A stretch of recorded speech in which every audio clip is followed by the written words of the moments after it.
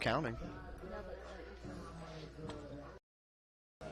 Well, Shorter baseball is off to their best start in recent history, sweeping both Miles College and Fairmont State the past 2 weekends, and then going on the road to down Carson Newman in a midweeker last Tuesday. That's put the Hawks at a perfect 7-0 to begin the year, but with non-conference play now out of the way, the dress rehearsals are over.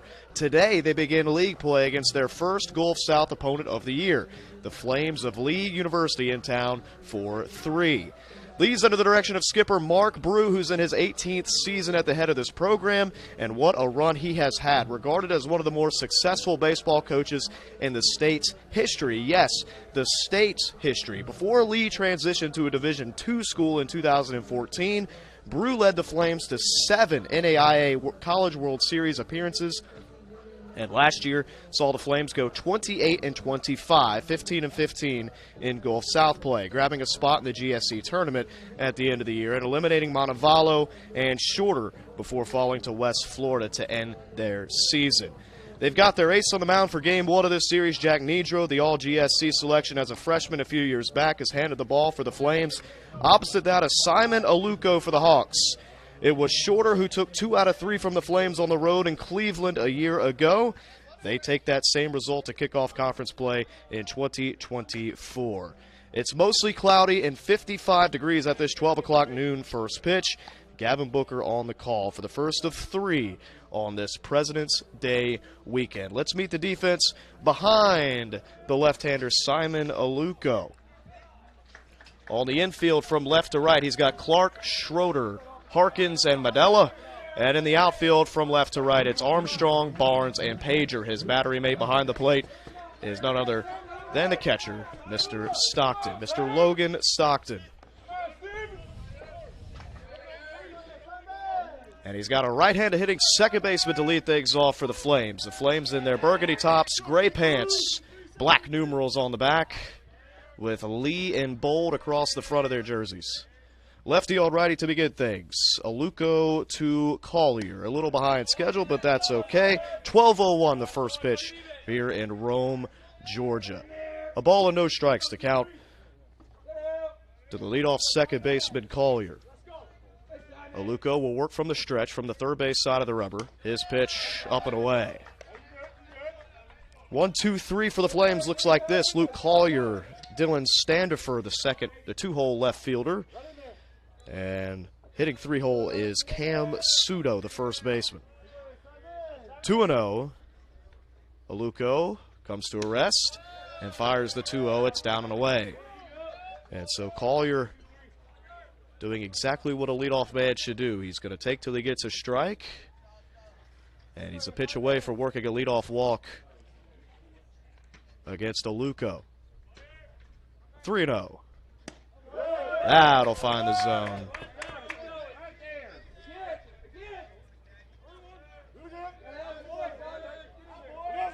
Three balls and a strike. Infield playing pretty straight up. Outfield straight up as well. 3-1. Downstairs, ball 4. So it's a 5-pitch walk issued to Luke Collier.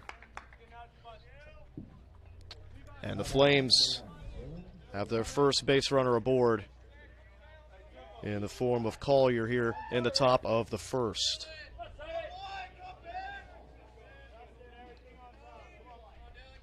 Aluko, 6'3", 220-pound redshirt freshman out of Ackworth. He's making his third appearance on the year, and it's a first pitch strike into the 2-hole Dylan Standifer. Most recently, Aluko pitched 4 2/3 innings last weekend against Fairmont State. Punched out 6 in that victory on February the 10th. 0-1 pitch up and away for the right-handed hitting Standifer.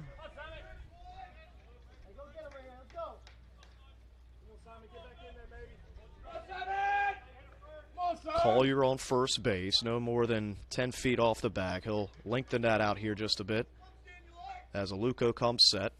Aluko will give him a glance and the 1-1. That's going to get by Stockton. It's a short backstop And they're actually going to say that that got a piece of Standifer.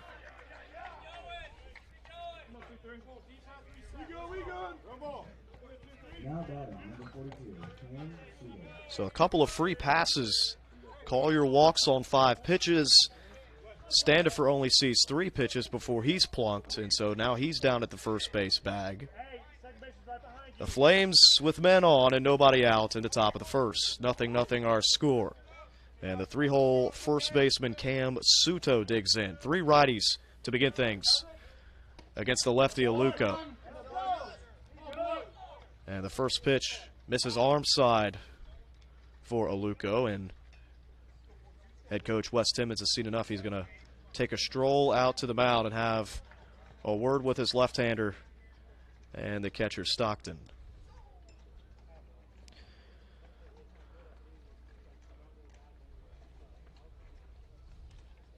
We're taking a look at what Lee has done to begin this 2024 season. They began things with a series against Southern Wesleyan back at the first week of February. Took 2 out of 3. Then they played a midweeker against Lincoln Memorial. Took that as well. Mars Hill was next up on the docket. They took 2 out of 3 from them. And then they lost a midweeker to Young Harris 9-7 this past Tuesday, day before Valentine's Day. Ball and no strikes to Cam Suto, first and second in a 1-0 count. Stockton smothers it behind the plate. And we've seen base runners thrown out here at a high rate because of how short that backstop is. And depending on the angle at which it hits that cinder block back there, it can ricochet and fall right back into the lap of Stockton. That's why Stockton has had such good caught stealing rates in his time here. 2-0. And misses just off, says the home plate umpire. So Simon Aluko now in danger of loading the bases up with the 3 batters that he faces here in this top of the first. 3-0, that's a called strike. Well, thus far, if you're taking notes for Lee, he's just got the fastball for a strike. So you could pretty much eliminate those secondary and tertiary pitches right now. 3-1 to Suto. A look back at second. Now Aluko comes plateward. And that'll be ball 4.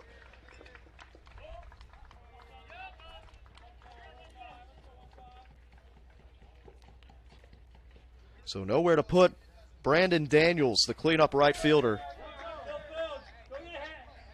And the silver lining here for Aluko is that he will be hitting left-handed, so it'll be the first lefty bat he faces. That should favor Aluko on the bump. Collier on third, Standifer at second, and Suto, the most recent addition to the base paths, at first. Fresh count, the pitch to Daniels, down and away. Ball 1.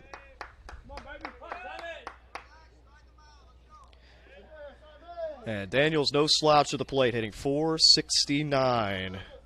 It's the 9th game he started out there in right field. 1 bomb, 10 driven in on the year. And Aluko will even up the count. The ball and a strike.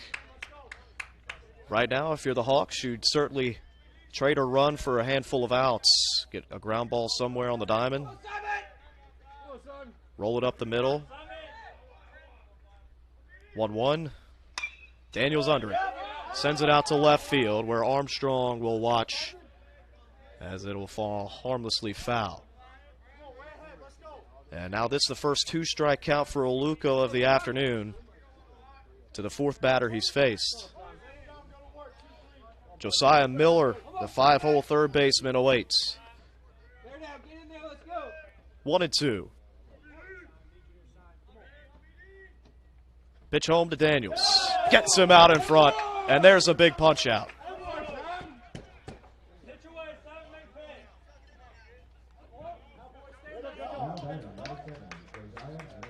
So the first strikeout comes against this lineup's most prolific hitter in Brandon Daniels.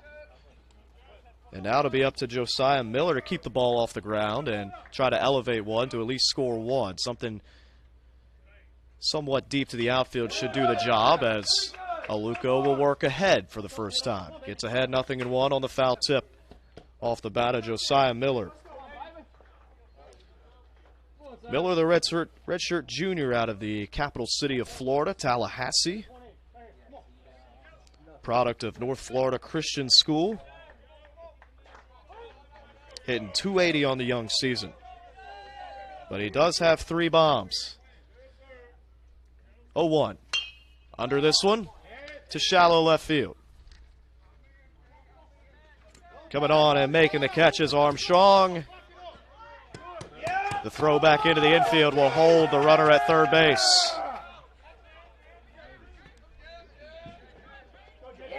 So after 3 free passes to open up this game,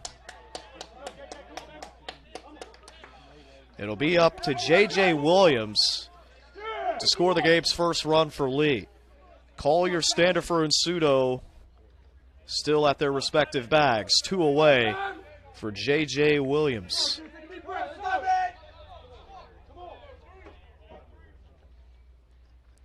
First pitch to Williams. Takes a little bit off. Floats it over the plate. 0-1 in favor of Aluko.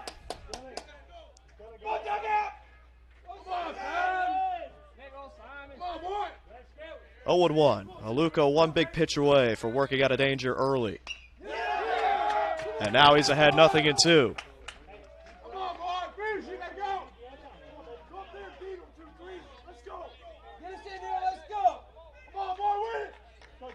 Williams has punched out just 7 times on the young year. Aluko would take his second of the inning to strand 3 and get the Hawks back in the dugout. 0-2, 2 outs, a deep breath, and the pitch home. Oh, he gets a piece of it. And boy, what an arm on the home plate umpire. Fires it back to Aluko. Need to get the gun on that fella behind the plate. 0-2 again. Pitch home. Stockton can't squeeze it.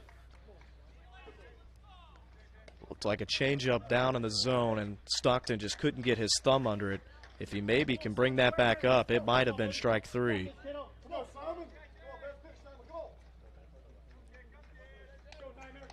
Aluko with a high-stress inning to begin this series. 1-2. Pitch home. It'll get by Stockton. It comes back fast. The tag, and he got him. And Shorter will work out of a first-inning jam. And we mentioned it earlier how big this backstop can be. Stockton tracks it down, flips it back to Aluko. No runs, no hits, 2 left stranded. They throw out a runner at the plate to put a cap on the top of the first. 0-0 our score. When we come back, it'll be Pager, Clark Modelo. 1-2-3 for the Hawks here on the Hawks Radio Network.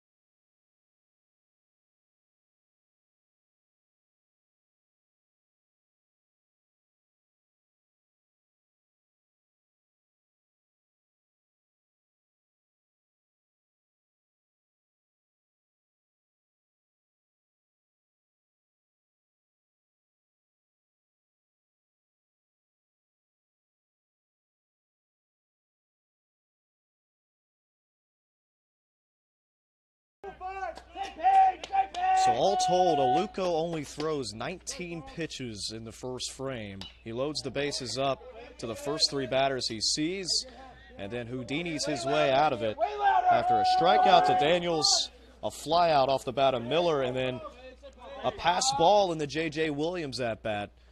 Nabs the runner at the plate. 0-0 our score, and Jacob Pager at the plate to lead us off here in the home half of the first. And Pager behind.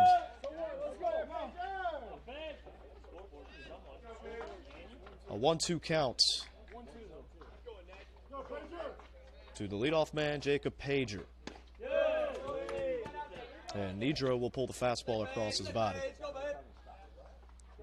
So a look at Jack Nedro, a sub-1 ERA coming in after 2 starts on the season. He's thrown exactly 10 innings, but he's registered 2 wins. 5 innings against Southern Wesleyan back on February the 2nd, and 5 against Mars Hill a week later. Pager pokes this one out to shallow center field. That's going to drop down in front of Williams. And so a leadoff single for the Hawks. And they will be the ones to register the first hit of the series. And so the average continues to climb for Pager. It came in at .469. That's only going to go up from here. Pager aboard. It'll bring up Griffin Clark, and that'll give us a chance to look at the rest of West Timmins' lineup here for Game 1 against Lee. 3 holes, Levi Medella. In the cleanup spot, it's Justin Barnes. Batting 5th, Thomas Schroeder. 6th, Logan Stockton. 7th, Jace Armstrong. 8th, the designated hitter, Cole Taylor. And rounding out the Hawks lineup is the second baseman, Isaac Harkins. So Nedro gave Pager a look. Nedro set up the letters, and his first pitch is a called strike into Griffin Clark. Clark, the junior from Midland, Michigan. And a transfer from Lamar University. Will take ball 1 down and in around the shoe tops. So the count evens up 1-1. Shorter in their baby blues here on this Friday afternoon. As the 1-1 pitch misses down and away.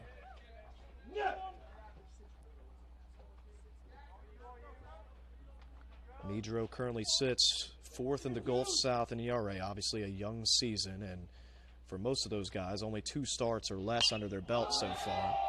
Clark skies this one out to shallow right field. It'll be Daniels and Collier coming together, but Daniels has the better angle. He'll call off the second baseman and make the grab.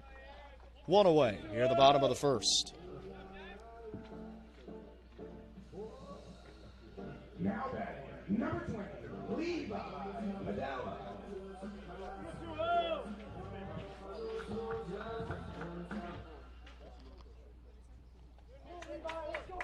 And so in steps the freshman, Levi Medella. The first lefty that Jack Nedro will come in contact with.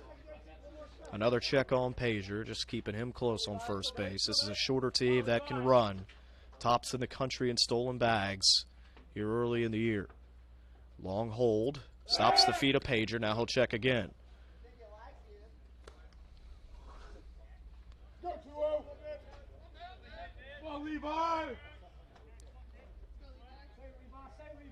So Medella's had to hold off in the box for a few moments. Now he'll get his first pitch, and it will be a called strike.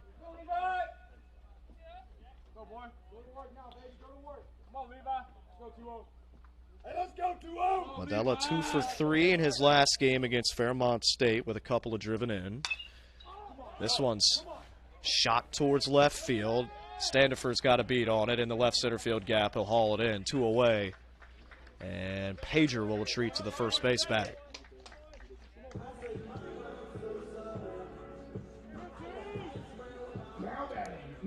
Well, Medella had the right idea. Went to the opposite field, but just got a little too much under that ball. And Standifer had to go about 30 or 40 feet to his left, our right, to make the grab. So 2 away, and Pager, who had the leadoff single, still on first. First pitch now to Justin Barnes, the center fielder. He takes it for ball 1.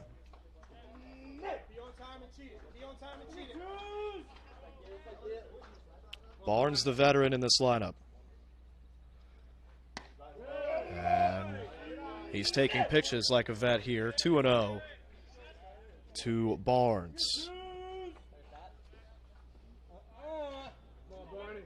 Barnes north of the 300 mark, hitting .313.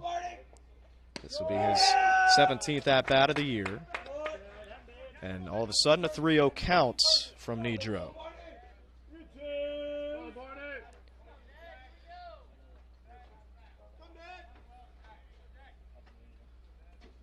Three and 0. And that'll be ball 4.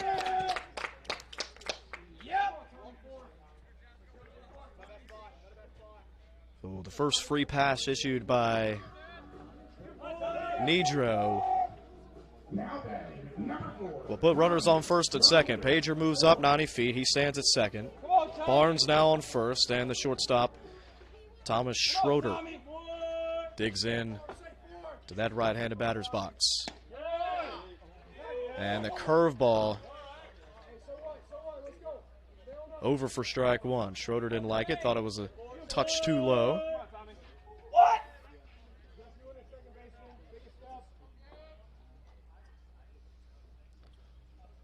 Oh, 1. Schroeder foul tips it back into the mitt of Sisson. And now leads number 1. A strike away from stranding a couple Hawks here in the bottom of the first. Pitch home.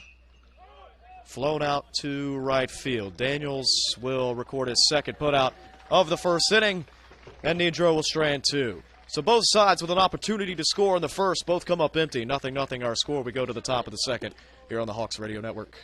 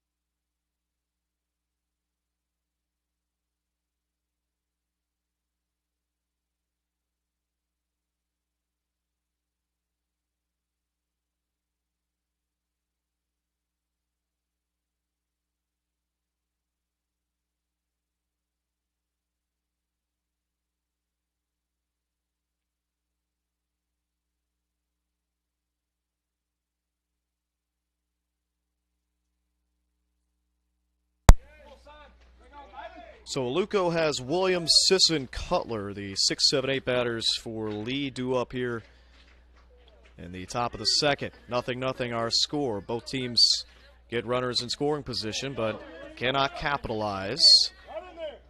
And it's a 1-0 count to start J.J. Williams, whose at-bat was cut short when Collier was thrown out at the plate to end that top of the first inning. And a 2-0 count now to Williams. If you look back at the first inning for Aluko, 19 pitches thrown, just 8 for strikes.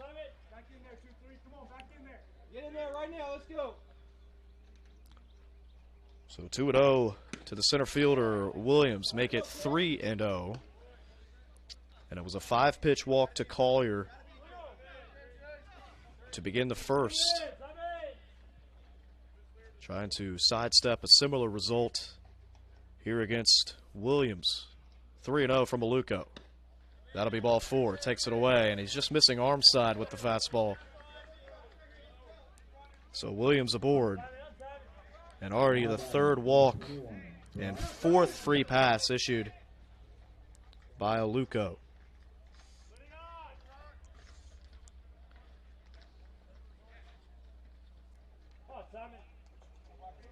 So Aluko in danger of not being able to go one full time through the Lee order. And now head coach Wes Timmons looks like he will come out and get the young left-hander. So Aluko's afternoon is over. He will go just an inning. He'll be responsible for Williams on first base. He'll walk 3 and hit another. Register 1 punch out against Daniels.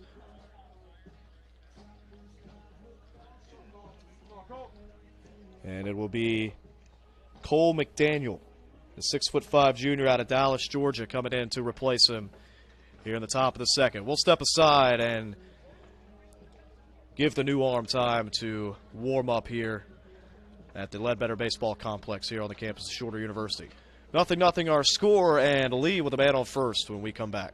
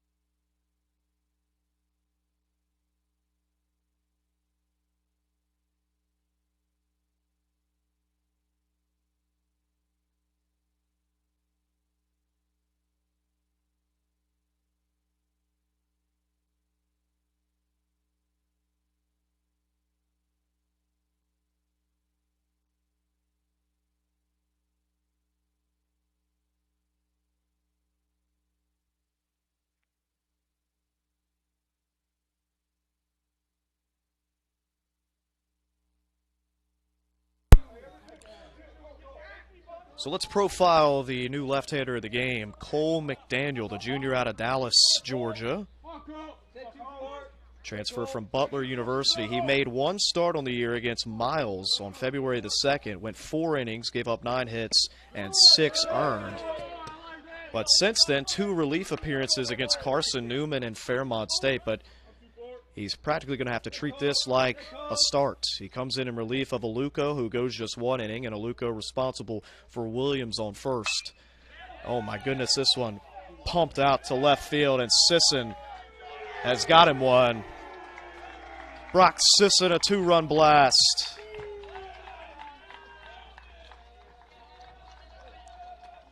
And it's Sisson's first blast of the year. RBI 6 and 7 coming to put Lee up 2-0.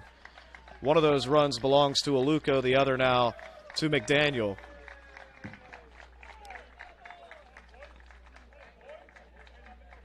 Now batting, number 25, Anthony Cutler.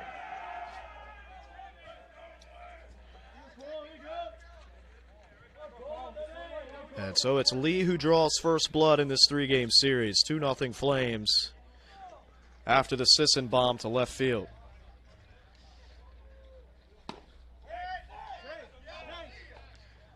Well, 300 up the left field line, 388 to center. So do the math there, probably about 330 to that wall in left field. That had every bit of 360, 370 to get out of this park. Now the designated hitter, Brantley Cutler, who hits the 8-hole ahead of Ashton Simmons before they flip this lineup card over. Breaking ball from McDaniel. Misses its spot. Now it's 2-1, and Cutler in a hitter's count.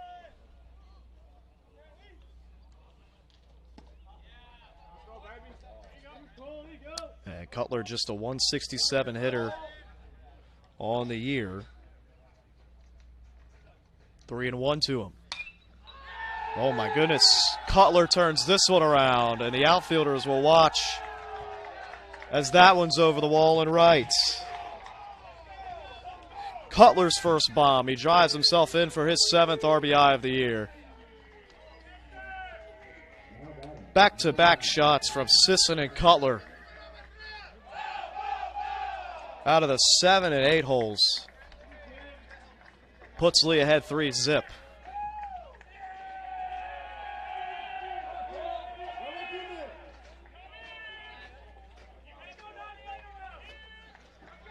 And so Shorter yet to record an out here in this top of the second. And McDaniel will flip a curveball over to the 9-hole Simmons to get ahead 0-1.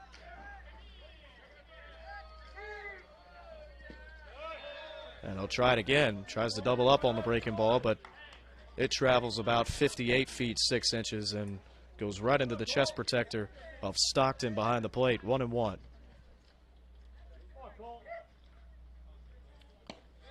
Now 2-1. Simmons watches it all the way into the mitt. Tracks it out of the strike zone. And the last thing you want to do here if you're McDaniel is give the bottom of their lineup more life. This one's shot to left field. Armstrong, though, tracks it down. And it's a big first out with the top of the lineup coming up.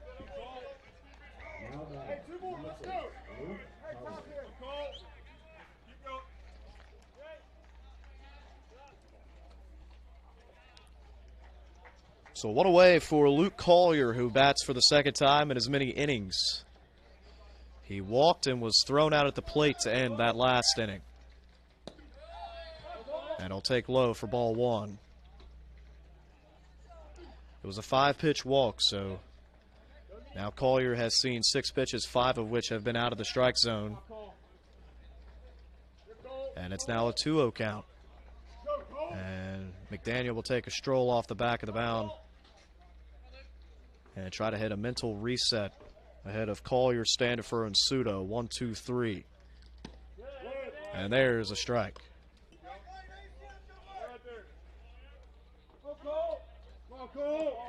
Collier, the freshman out of Asheville, North Carolina,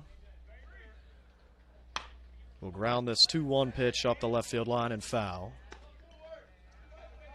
So McDaniel evens it up, staying with the soft stuff against Collier. We'll see what he elects to go with now with Collier on his heels.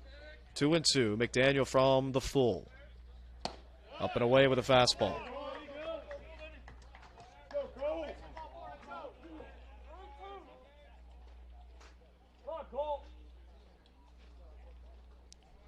Collier's worked 6 walks already this year. Stays alive. And once again, the home plate umpire with some gas back to the mound.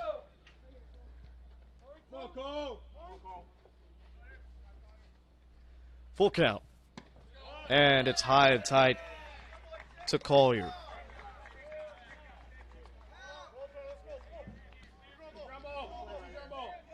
So Collier with 2 plate appearances, yet to record an official at-bat. 0 for 0, 2 walks. He ran into an out his last time on the base pass, so he'll be a little bit more careful this time knowing that backstop. And as a freshman, if it's your first time here, maybe something that you don't really know too much insight into. But I'm sure he got an earful when he went back to the bench. And that's something that he'll be looking out for the rest of this series. 0-1. The count to Standifer, and Standifer will take a curveball low. 3-0 Lee. 3 runs on 2 hits. All of that coming in this top of the second. Aluko began the inning with a walk to J.J. Williams, who eventually would come around to score. Standifer fouls off the 1-1, and it's now 1-2.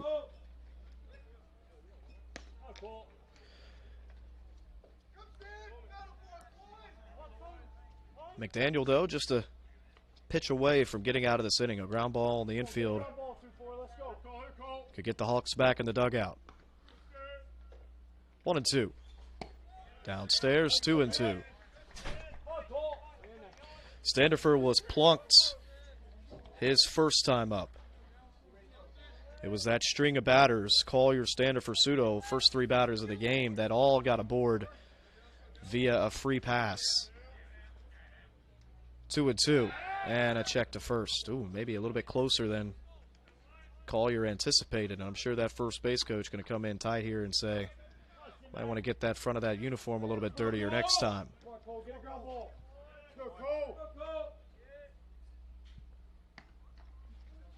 2-2. Grounded left side. Way out in front. But nonetheless, Standifer will see another pitch.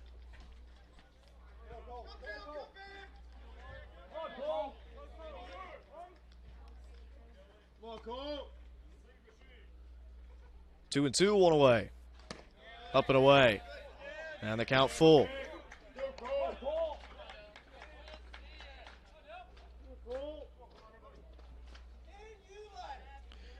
McDaniel already with 13 pitches, just 6 for strikes out of the pen. And another check to first. This time, Collier's in with a head-first slide back into the pillow.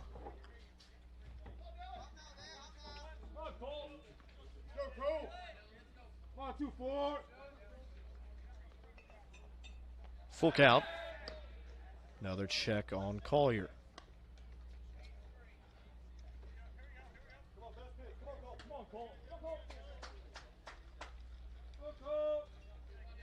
So McDaniel delaying the inevitable here. Got to come to the plate. Runner goes. That one's grounded foul once again.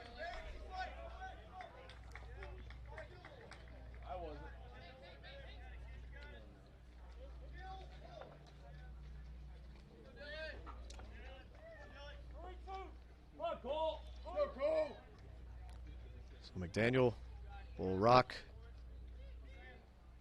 and come set. 3-2. And again, Standifer just out in front.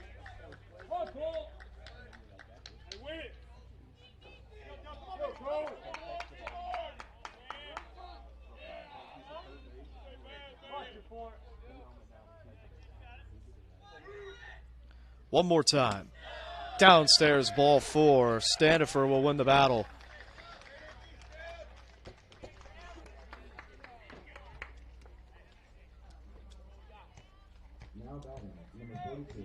And right now, Shorter just needs to focus on letting Lee swing the bat. That's already the second walk issued by Cole McDaniel. And it only gets harder from here on out. Sudo and Daniels the next 2 with 1 away. And Sudo will take a first pitch breaking ball for a called strike.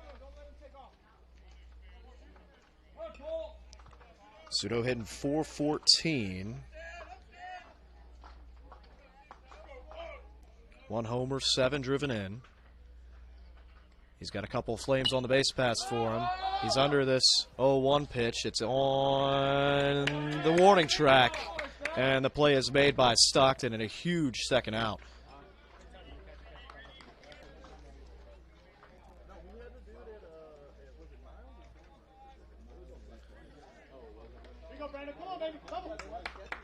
So Stockton loses the mask. And it could be hard to pick the ball up in a sky like this sometimes. Mostly cloudy, you got a blanketed sky. And sometimes that pearl will blend in just a tad, especially if it's been rubbed up. And so it's kind of got that off-white color. But a great job of locating that ball and bringing it in. 1-0 count now to Brandon Daniels, who's got the most total bases on the team. And McDaniel steps off the back of the rubber. Daniels 0 for 1, struck out his first time up. He was Aluko's only strikeout victim. 1-0, Stockton can't squeeze it. The runners stay put.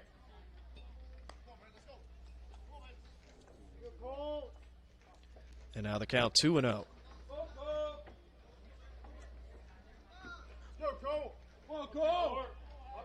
Daniels trying to limit the damage. 3 runs home in the inning. Potentially 2 more out there for the Flames. 1 look back at second. Daniels the pitch home. And Daniels offers at the 2-0 pitch out of the zone.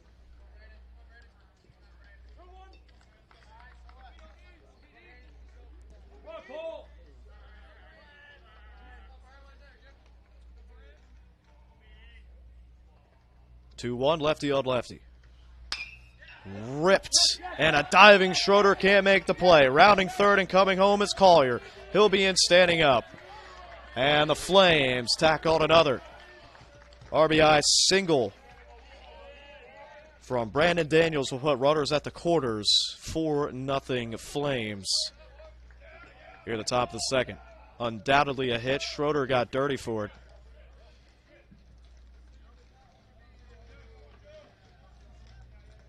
Now batting, number 7, Josiah Miller.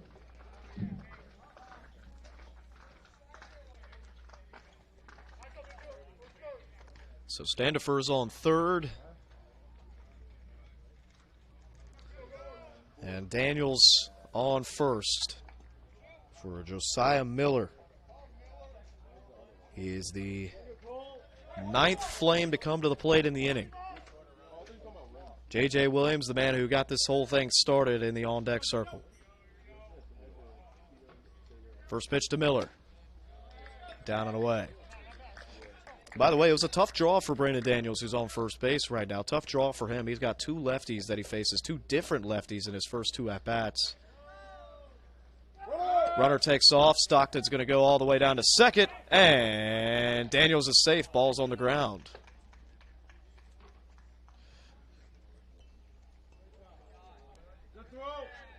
Stockton put it on the money. But Harkins was there covering up. So now 2 in scoring position for Josiah Miller. He's 0 for 1. Flew out to the left fielder Armstrong his first time up. 2-0, that's a called strike.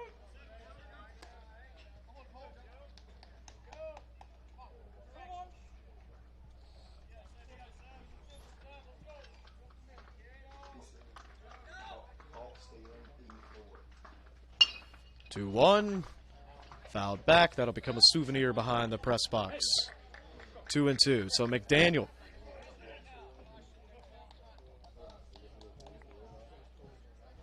who has come in and labored. This will be pitch number 30 of the inning for Cole McDaniel. 2-2. Strike 3, called strike 3, will freeze up Miller, and that'll end the inning. 4 runs on 3 hits. They leave 2 out there. It's 4-0 Flames after back-to-back jacks from Sisson and Cutler out of the 7-8 hole. Flames up 4-zip, Shorter with their second chance at the plate when we come back.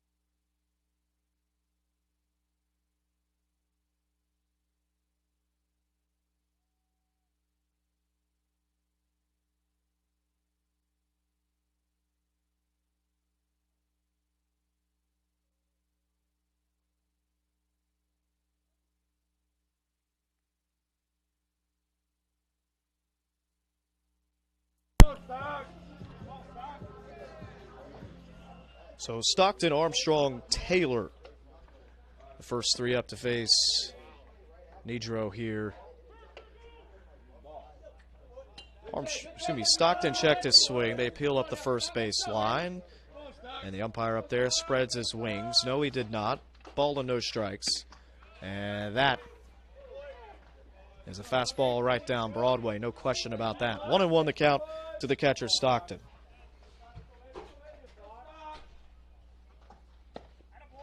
Stockton comes up empty. 1-2.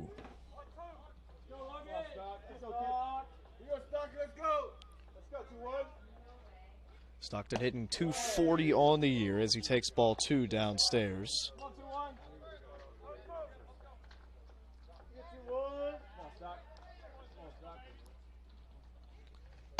Stockton will work the count full. Takes a fastball up and away.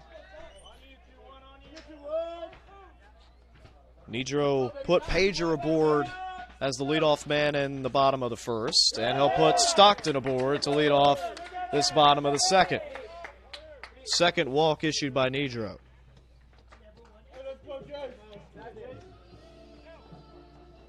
Now batting, number 8, Jace Armstrong. And so Jace Armstrong, who's making his first start of the year, out in left field, batting in the 7 hole. Will take ball 1 with Nidro now in the stretch. Nidro back in the first, gave up the leadoff single to Pager, walked Barnes to put 2 on with 2 away, and then issued a fly out to Schroeder to end the inning. 1-1 count to Armstrong. Armstrong looking for his first hit of the season. And first of his college career. The freshman from just down the road, model high school product right here in Rome.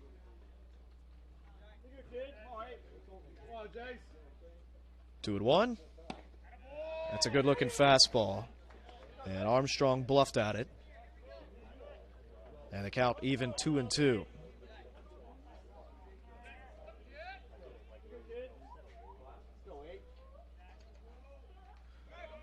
Stockton dekes a trip to second as Armstrong watches strike 3. It's the first punch out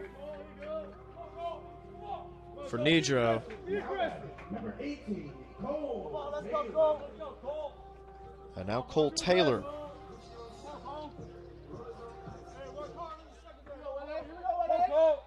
Taylor, another guy looking for his first base knock of the year and base knock of his career.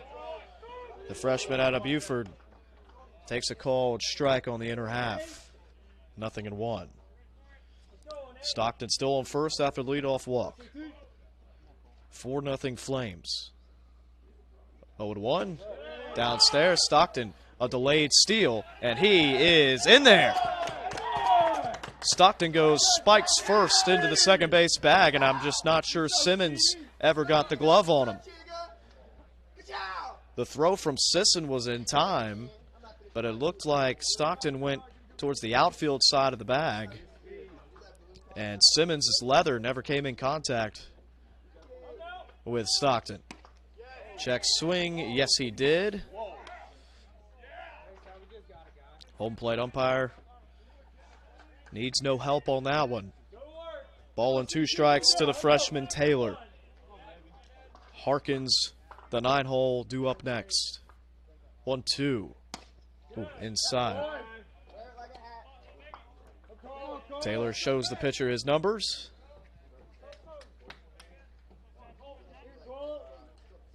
And the count even. 2 balls and 2 strikes. A glance back at second for Nidro. Now a second look.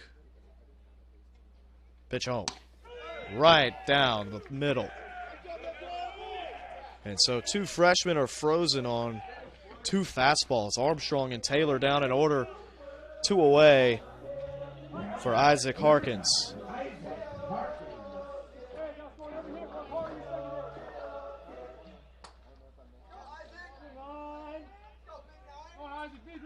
Harkins seeing his First action of the year. Junior out of Atlanta.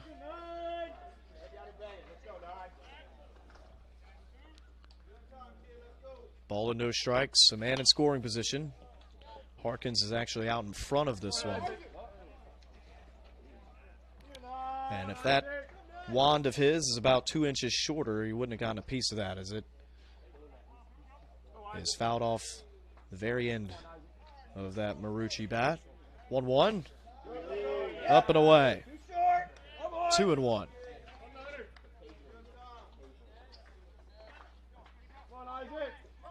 Nedro closing in on 40 pitches here in these first 2 innings. 2-1. That's a good-looking fastball. It shaves off the corner, and the count 2-2. Stockton still at second. A base hit would score him. He's running on contact. Armstrong and Taylor both struck out. It's up to Harkins to flip the card over. He's under it. It'll be on the infield. Sudo ranges to his right a few steps and plucks it out of the sky. No runs, no hits, 1 left aboard. Stockton steals second, but he's left there. 4-0. Lee still out in front. We go to the third.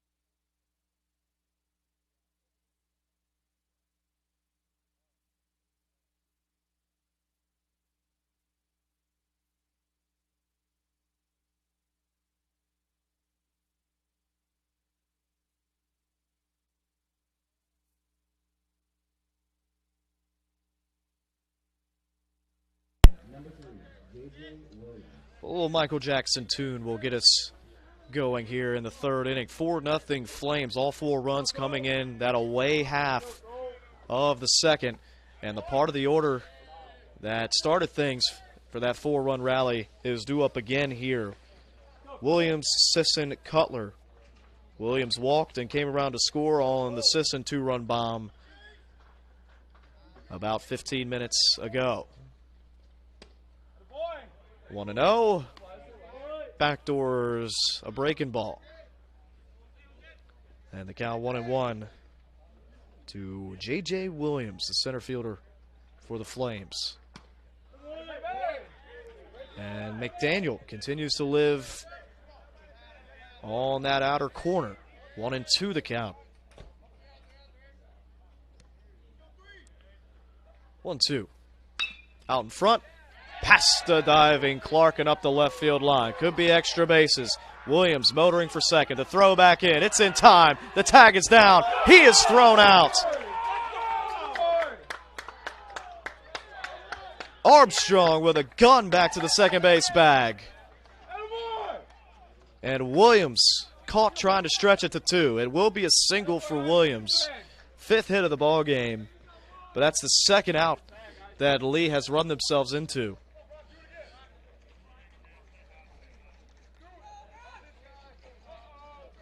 And now Sisson, who deposited one over that left field wall last time. He'll go 2 for 2. First pitch he sees, sends it right back where it came from, up the chute.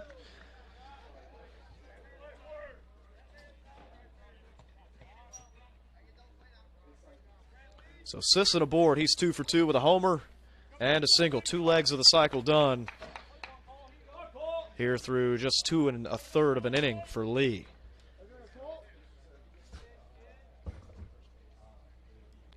And that'll bring up the left-handed hitting designated hitter, Brantley Cutler.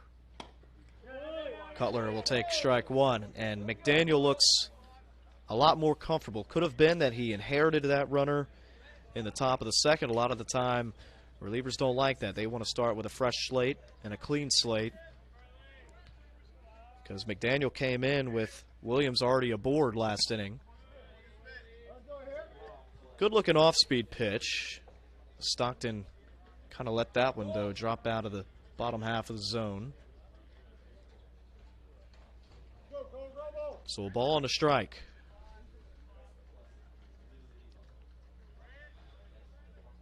Runner stays put. Grounder right side. First baseman Modelo will go to second. The throw on to first won't be in time. It'll go up against the netting in front of the away dugout.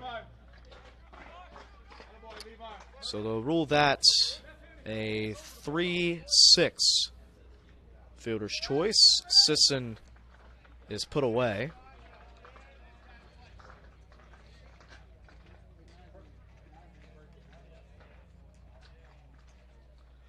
And so Cutler replaces Sisson on first base.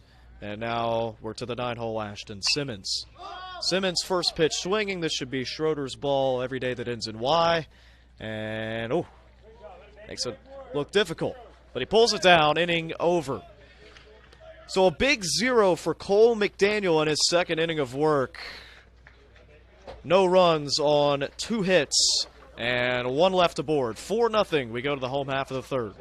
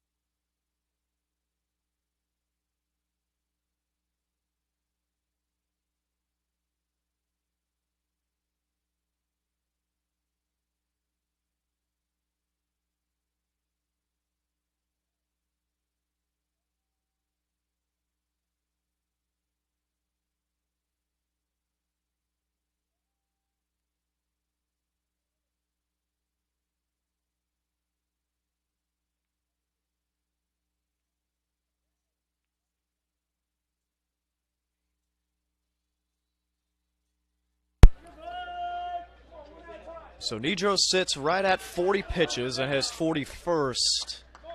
Gets a swing and a miss out of the leadoff man, Jacob Pager. Shorter flips its lineup card over for the first time. Meanwhile, Lee will have the top of its lineup due up for the 3rd time when they come back to the plate in the 4th. 0-2 to Pager, who's 1 for 1 with a single. Drop third strike. Sisson will have to fire down to first base. It's almost too tall for Sudo down there, but he stays on the bag. And that's the 3rd strikeout for Jack Nedro. Now batting, number 2, Griffin Clark. Come on, Griff. Go, two. 2-hole Griffin Clark due up, 0 for 1 with a flyout. And now Nedro has settled in. And that fastball is as lively as it's been this afternoon. 0-1 to Clark. Now 0-2.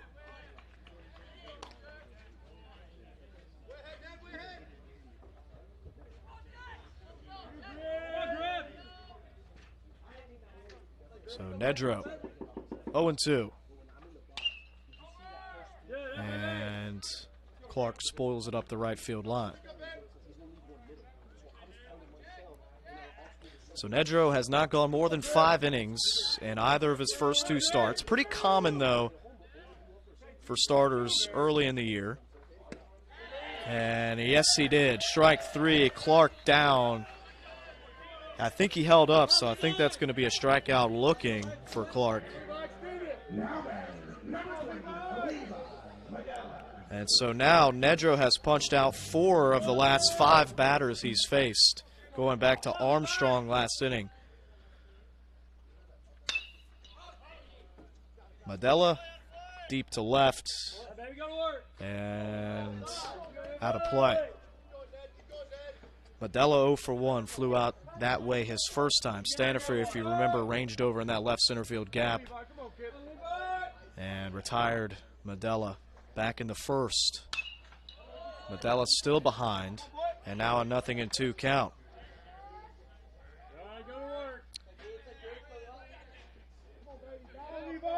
Well, it's been an 8-pitch inning.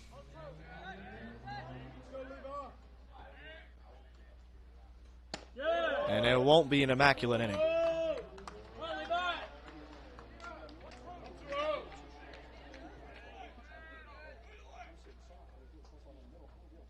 One, two away. And he continues to pump the fastball. That one foul as well. Keep winning. Keep winning pitches, Levi. Go, Levi.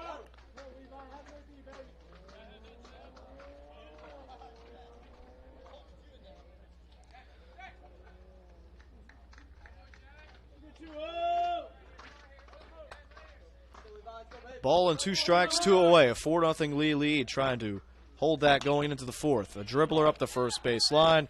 Nedro moves well. He'll flip on to first base, and Medela is retired. 3 up, 3 down, 2 punch-outs. Punch-outs 3 and 4 coming for Jack Nedro here in the bottom of the 3rd. We go to the middle innings here, 4-0 lead.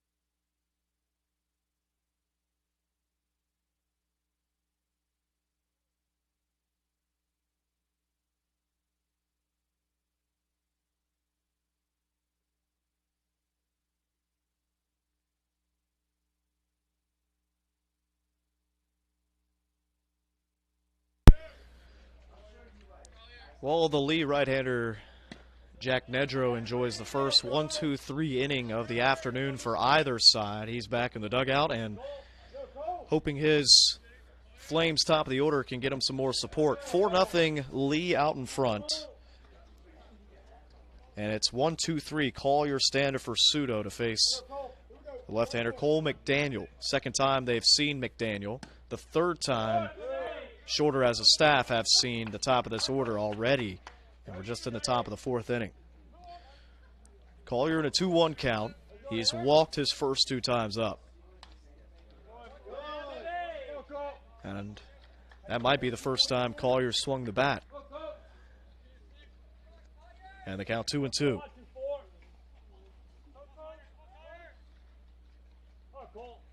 2 balls, 2 strikes.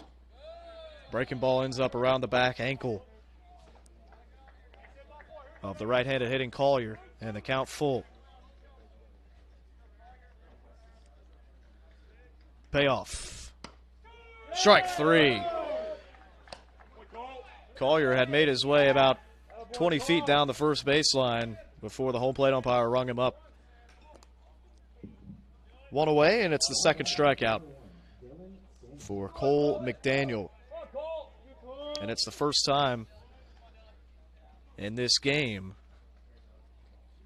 that Lee has not had its leadoff man on in the inning.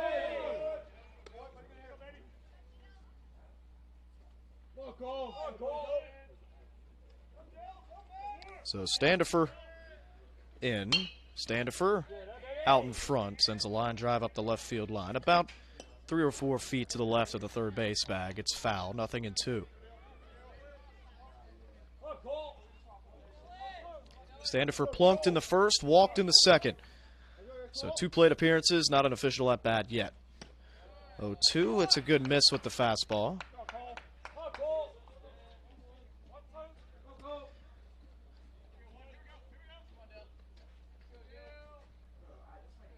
One, two, one away. Up and away. Well, that second to last pitch was thrown with some intent. That was a miss for McDaniel. 2-2. Downstairs. Count runs full for the second consecutive batter.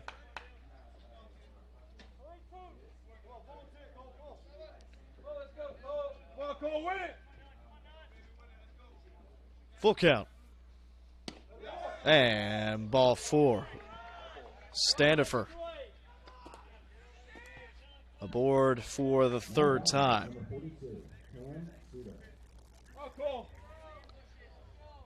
And so Shorter will have to wait for a clean inning. Pseudo 0 for 1. Popped out to the catcher his last time up, which was a huge second out last inning. Or I should say 2 innings ago. And right now, the job for Cole McDaniel is, number 1, to hold this deficit. Number 2 is to eat innings and lighten the load on the bullpen in this game. You've got 2 more games this series, both coming tomorrow. First game starting at 1 tomorrow afternoon.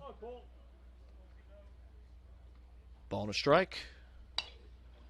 Spins this one up the first baseline. It was right off the end of the bat. It was like a cue ball.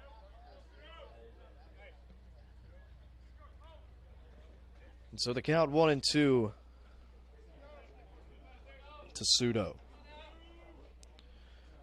Pseudo, the pride of Sprayberry High School down in Atlanta, or Marietta, I should say. He's already got 4 multi-hit games on the year, 2 against Southern Wesleyan, 2 more against Mars Hill. 1-2. Look at Stockton work behind the plate.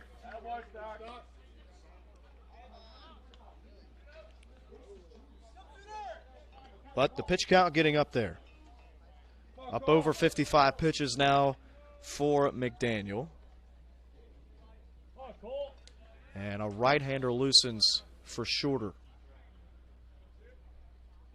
2-2. Pseudo again will spoil another.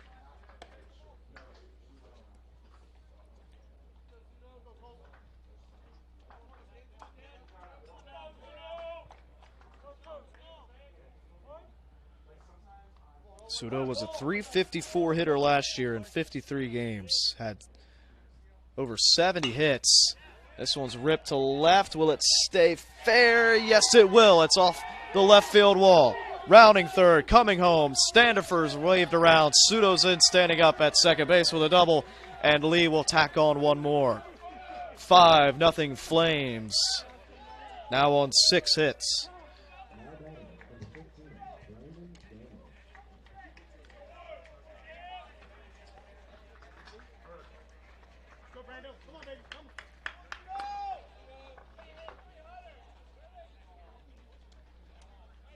It's 2:99 to left, and if that ball is hit about 2 feet higher on the wall.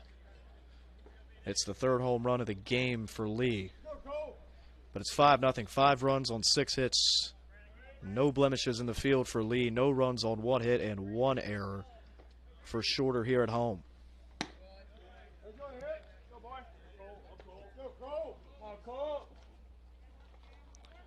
So for Sudo, that was RBI number 8 on the season.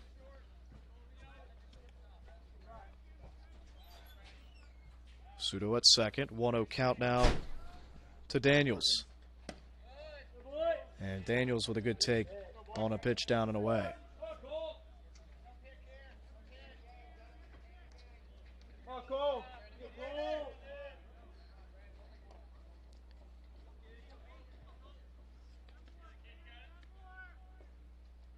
McDaniel with a look to second. Fires home. Gets a wave and a miss out of Daniels. Daniels 1 for 2. Struck out his first time up, singled his next time up, the inning following.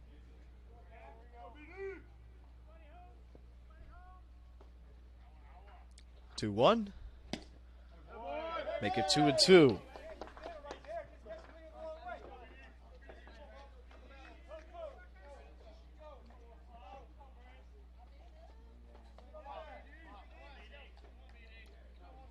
Well, this early in the year, this Lee lineup swinging it well. That's a good sign with conference play starting up this weekend. 2-2.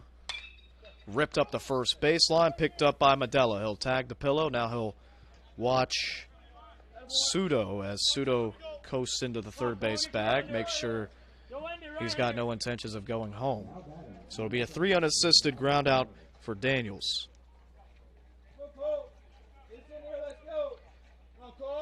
And now Sudo 90 feet away from scoring with Josiah Miller up for the 3rd time. Big whiff on the 0-0 off-speed pitch.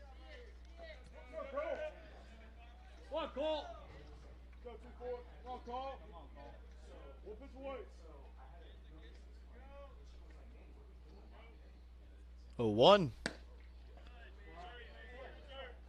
Just a touch too close to the knees on Miller. 1-1.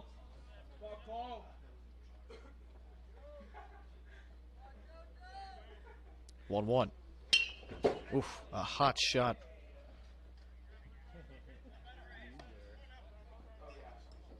Headed towards the Shorter dugout, and the count 1-2. So this will be pitch number 67 for Cole McDaniel. Out of the pen. Came in the top of the 2nd with nobody out. Chance to get his team to the 5th inning. And Josiah Miller takes. 2-2. Miller is 0 for 2.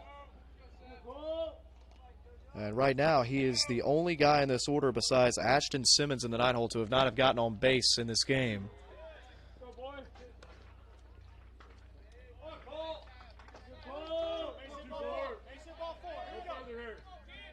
And the count full.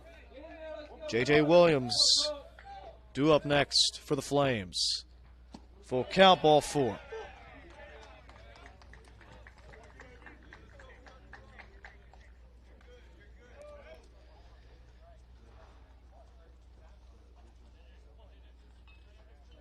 Fourth walk of the outing and 7th of the game for Shorter as a whole. And with that, we'll get another visit from Coach Timmons. Not sure if they'll wave in the reliever just yet, however. 1 out to get in the top of the 4th.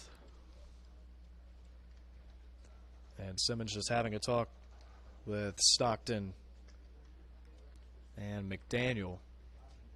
As it sits right now, McDaniel at 72 pitches. And it looks like Timmons will let him finish. Runners will be at the corners. Sudo on 3rd, Miller at 1st.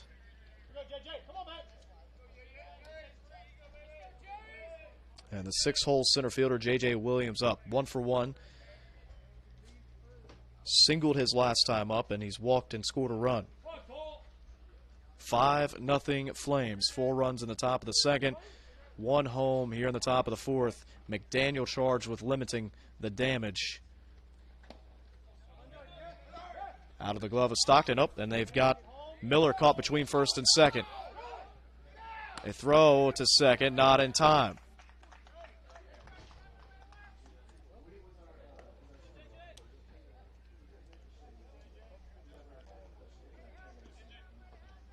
So good base running this time for Lee. They've run into a couple of outs.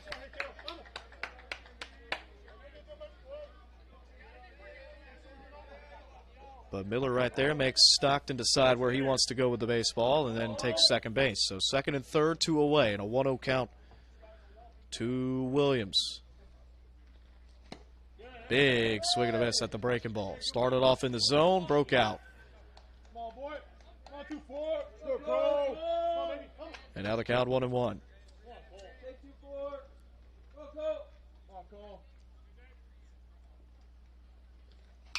Grounder to the right side. It'll take a big hop into the mitt of Harkins, and that'll end the inning. So a run on 1 hit. The double from Sudo brings home Standifer and puts Lee out in front 5-0. Shorter's got to get the bats going if they want to stay undefeated here on this young season. 5-0. We go to the home half of the fourth.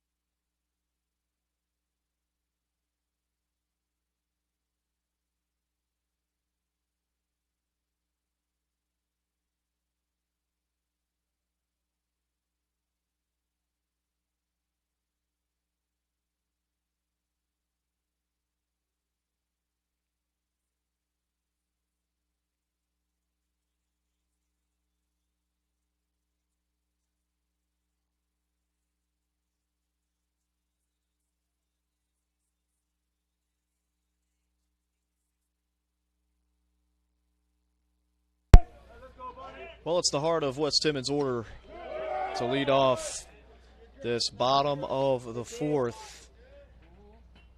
And right now, the mountain that Shorter has to climb is about 5 runs tall. 5-0 Lee on the road, looking to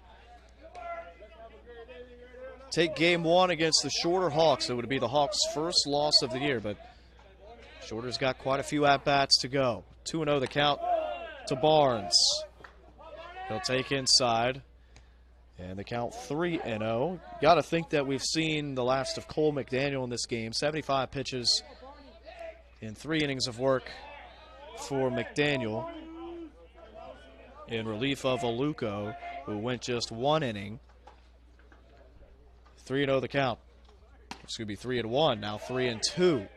Fastball had some fuzz on it. So Barnes has worked the count full. He walked his first time. And Barnes just under that full count pitch. Fouls it back towards the entrance to Shorter University.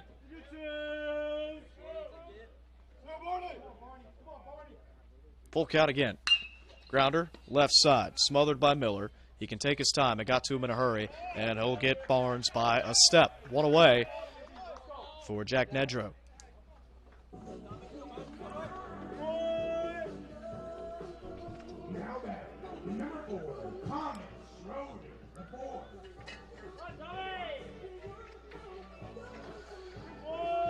And So digging in, Thomas Schroeder the fourth. 0 for 1. Flew out his first time to right field.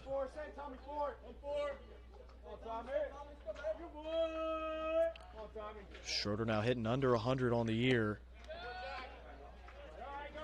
Chases out of the zone. And the count 0-2.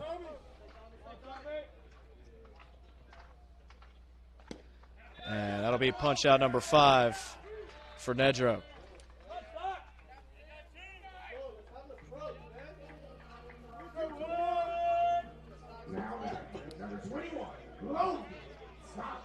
Stockton walked his first time, trying to start a 2-out rally here in the 4th.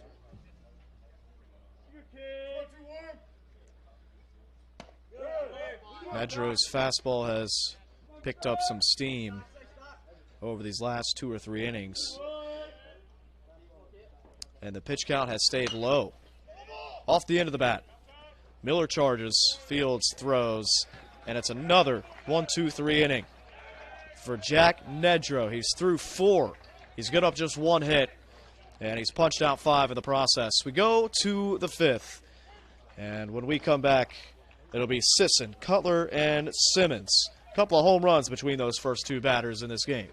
Gavin Booker on the call here from the Ledbetter Baseball Complex. Hope you're having a happy Friday, everybody.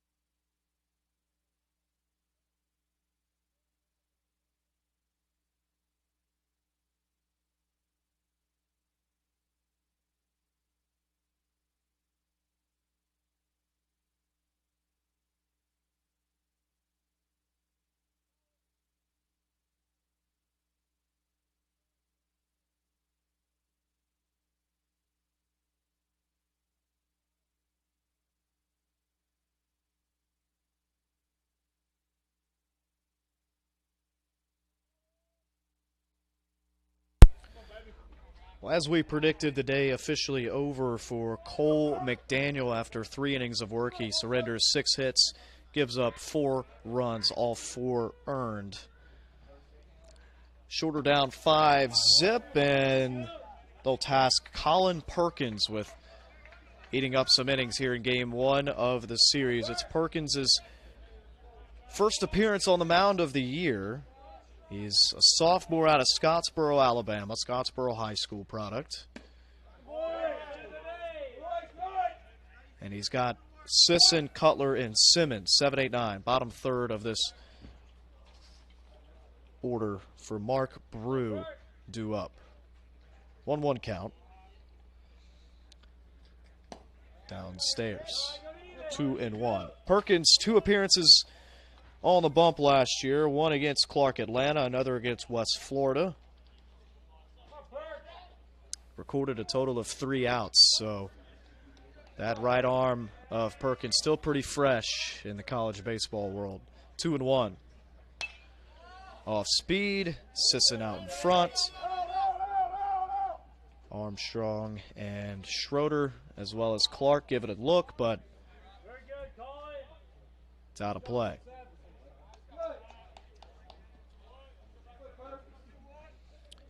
And so the count 2-2. Sisson, by the way, 2 for 2, a homer and a single. So a double right here would officially put him on cycle watch. 2-2. Oof. Under it. Grazes the top of that Easton stick.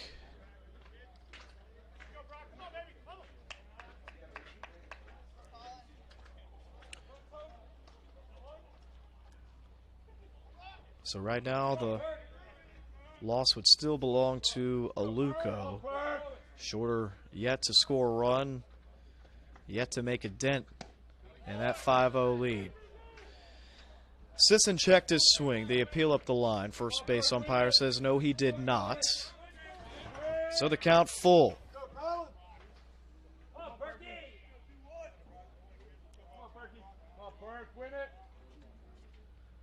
3-2. Upstairs, ball 4.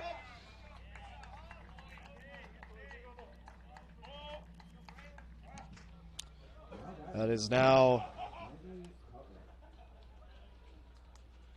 the 8th walk issued in the game. And if you count the hit by pitch to Standiford, that would be number 9 of the game for Shorter. Man on first base for Brantley Cutler. He homered deep to right field. Back in the second, he has since grounded into a fielder's choice. And he's ahead with a 1-0 count against Perkins. Perkins comes set with the ball in that tan and baby blue glove. 1-0. Popped up left side. Should be well out of play, and it will be.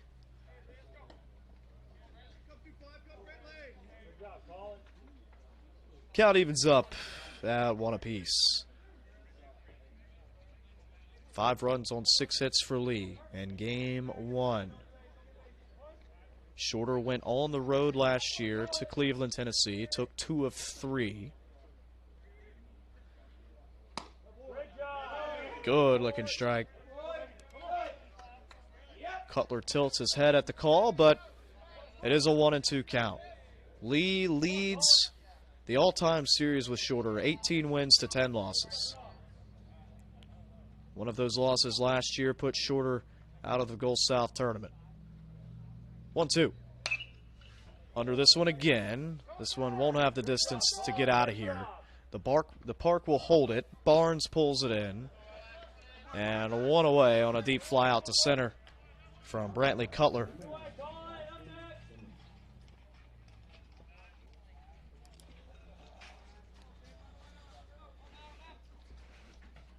And if you're Perkins, you're looking for the pitcher's best friend here. A ground ball would get you out of the inning and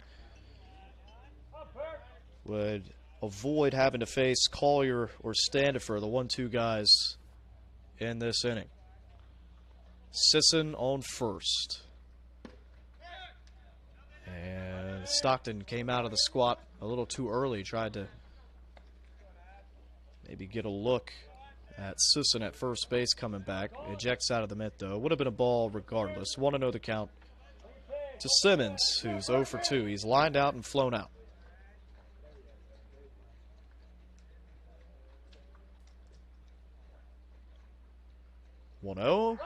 Runner takes off. Little hit and run action. Clark goes to his knees to keep the ball in front. The runner moves up in a scoring position, but they'll take Simmons at first base. So a fine play by Clark at the hot corner. And if Sisson doesn't go right there, that's a 5-4-3 double play, and Shorter's back in the dugout.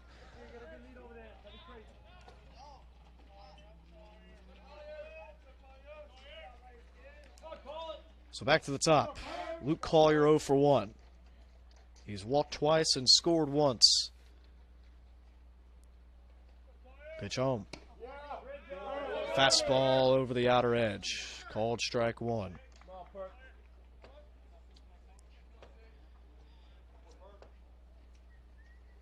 Collier's going to see a fair amount of pitches in game one of this series. He's already in his 4th plate appearance. We're barely halfway through this one at the conclusion of this inning. 0-1. Oh, maybe a mix-up there. Stockton lost his glove. And now Stockton and Perkins going to come together, make sure they've got their stories straight on the signs. Looked like Stockton slid to his right, anticipating the bottom to fall out of that baseball and for it to be a blocking scenario. It ended up staying right on plane.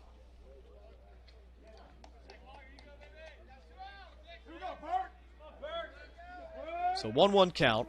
Perkins trying to throw up a 0 and hold this deficit at 5. Runner in scoring position is Sisson. They'll check on him. And Sisson may have taken that one in the ribs. I'm not sure if Harkins got leather on it before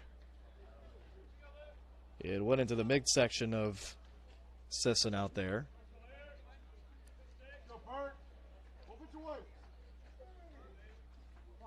Ball and a strike. Perkins checks on Sisson. Now he comes to the plate. Fouls it off.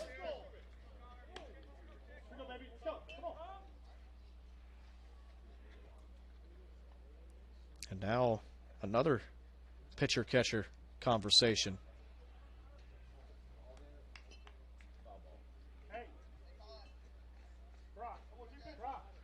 So Perkins a strike away. A ball and 2 strikes to the leadoff man, Luke Collier. Collier's trying to avoid a second punch out. Perkins is trying to get soft contact anywhere on the diamond.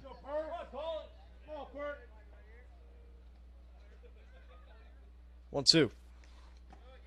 Skips it home. And Sisson will move up 90 feet on the wild pitch.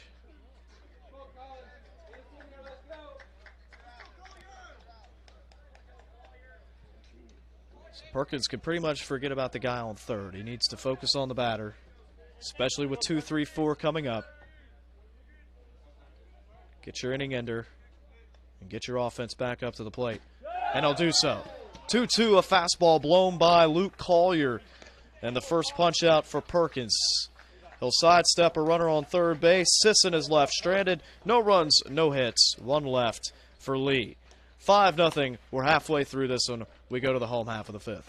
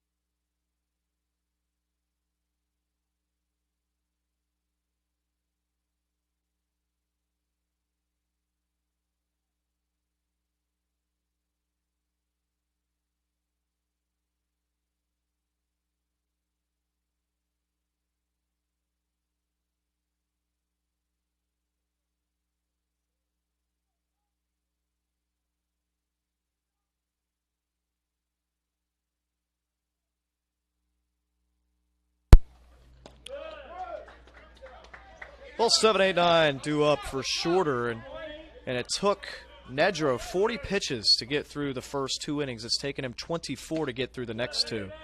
So he has certainly settled in nicely to this ball game.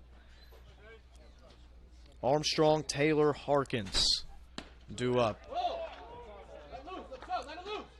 And right now, Nedro has set down 9 straight, going all the way back to the Logan Stockton walk back in the second. 2-2 the count to the freshman Armstrong. Both he and Taylor looking for their first collegiate hits, and it will have to wait. 6th punch out for Armstrong. Now batting, number 18, Cole Taylor.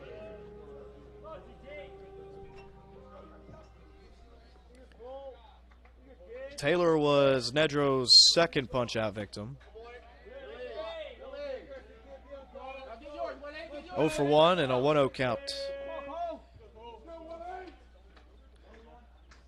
1-0. And now 2-0. Sisson behind the plate, peers down at his play sheet on his wrist. 2-0.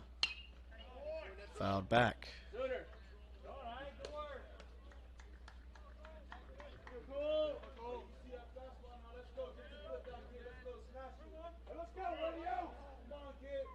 Two to 1.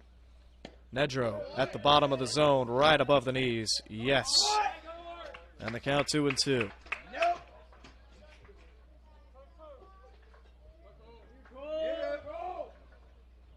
Nedro flips a curve ball over. Strikeout number 7.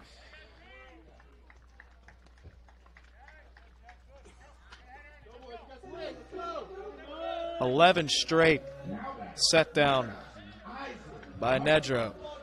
And you can see he is locked in. And Harkins squares around.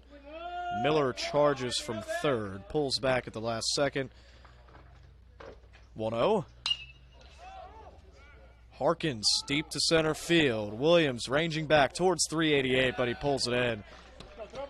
And so 12 straight retired, and now 5 zeros on the board for Jack Nedro. He can officially become the pitcher of record following that inning. 5-0 Lee. We go to the back half, top of the 6th, coming your way here on the Hawks Radio Network.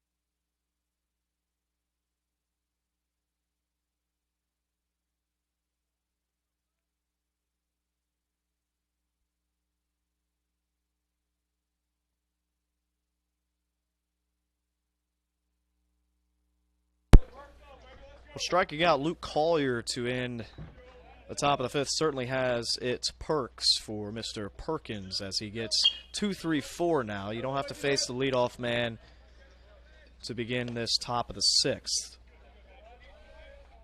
Standifer in the box. He has reached base every single time in this game. In 3 plate appearances, he's yet to record an official AB. He's been hit by a pitch and walked twice.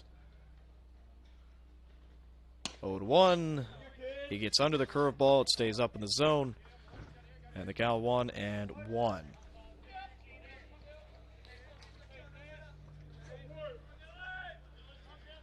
But the mindset for Shorter at the plate, as they have been silenced. They have not recorded a base hit since Jacob Pager led off this game with a single in the bottom of the first.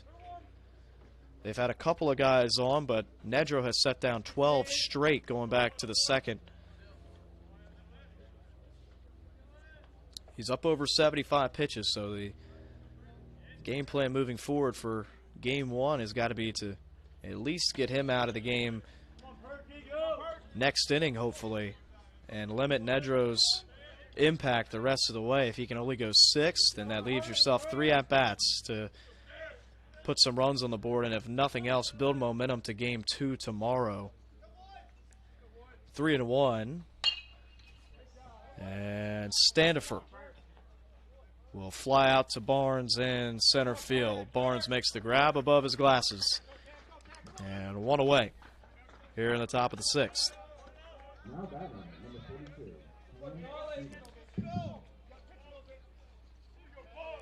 Sudo doubled in a run his last time up. Was left stranded at third base.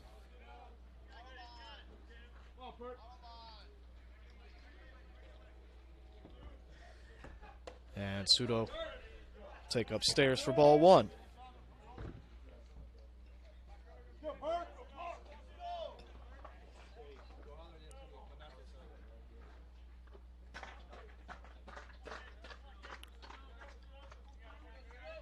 Infield shifted to the pull side for Sudo. 1-0.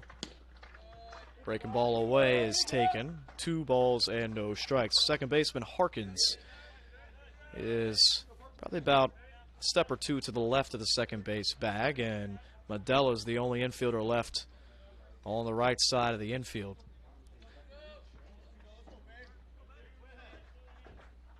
Two and 0. Upstairs. 3 straight balls to begin the at-bat to Sudo with 1 away. Big gap between Pager and Barnes out there should Sudo offer at this next pitch and try to drive something to the backside. But the scouting report has told this defensive crew to really be wary of the pulled baseball as opposed to the opposite field baseball. It's a 4-pitch walk, though, and Sudo's aboard for the 3rd time in this game.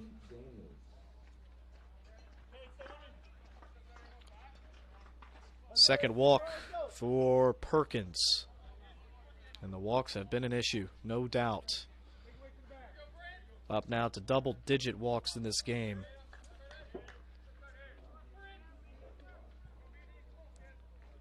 So Sudo on first.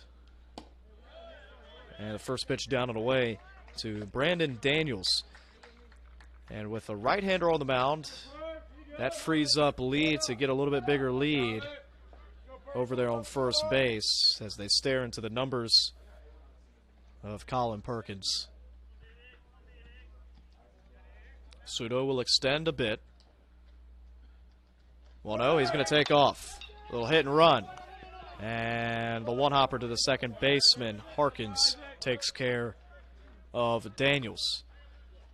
So they move the runner up again. Daniels retired, 2 away.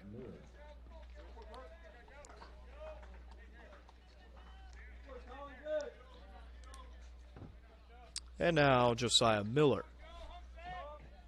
0 for 2. Flown out, struck out, and walked. And they will issue the free pass to Miller.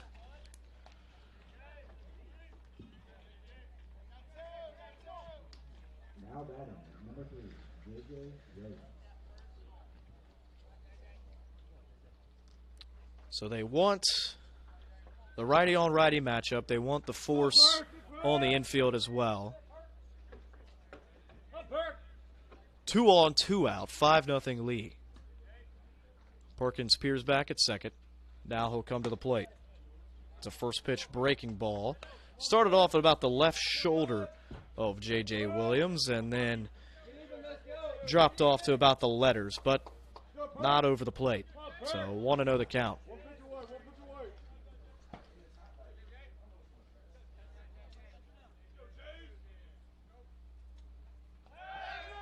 Spin move to second.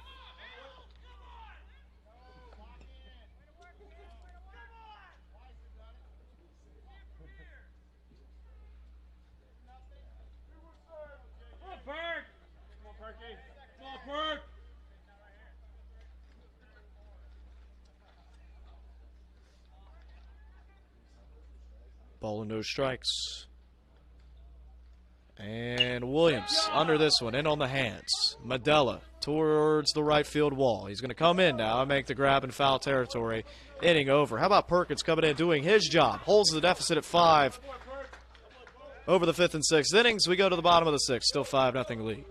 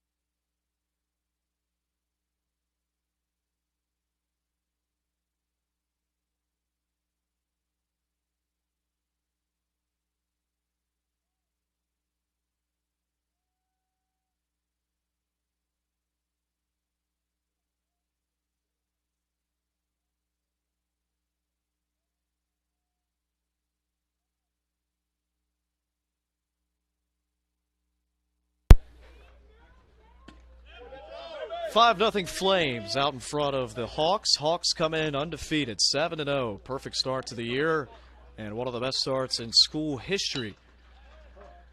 And the best start since Shorter moved into the NCAA ranks. Back to the top of the order. Pager, Clark, Medella. 1, 2, 3 for head coach Wes Timmons. Foul tip back into the mitt. And there is punch out number 8 for Jack Nedrow. 13 straight he has set down.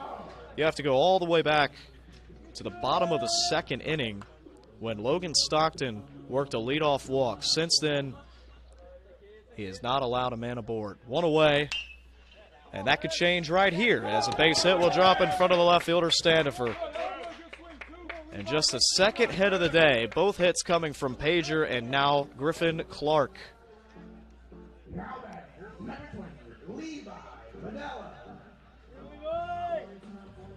The pitch count on the right-hander Jack Nedrow sat at 76 to begin the inning.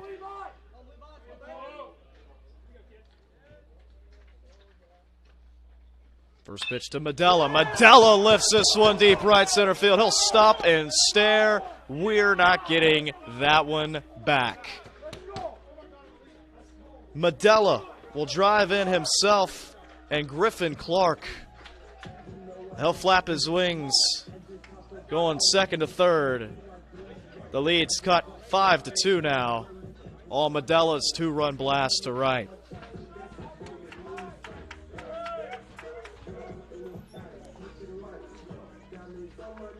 Well, Medella was talking to some of his fellow batsmen in between innings, and he knew a fastball was coming at some point in the count.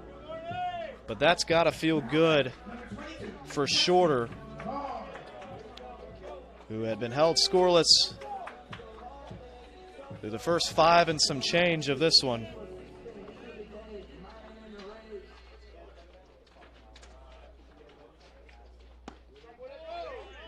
First pitch strike in to the cleanup man, Justin Barnes. And for Medella, that's his first blast. That was a Shorter Hawk. Drives in RBIs number 9 and 10 on the year. 5-2. And it looks like Shorter is now getting to Jack Nedrow. Barnes pulls into first with a single. His first base knock of the day. And Clark, Medella, Barnes all of a sudden putting some pressure on the Flames ace, Nedrow.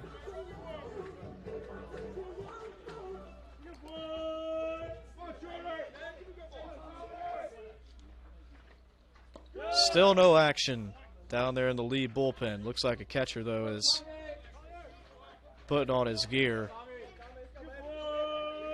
And right on cue, Lee's bullpen jumps into action. Schroeder 0 for 2. And Schroeder now well under 100 batting average on the year. He could change that right here with something to the right side. Big hole over there. A check on Barnes. He's back in with a head first slide.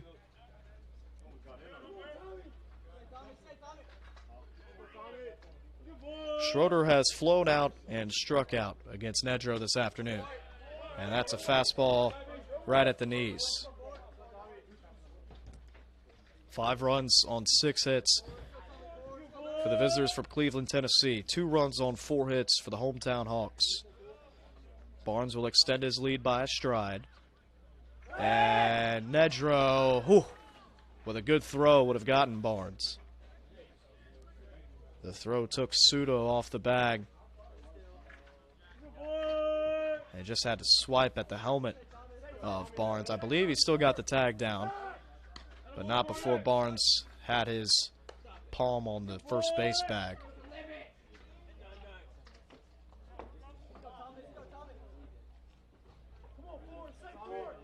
Two 2-1.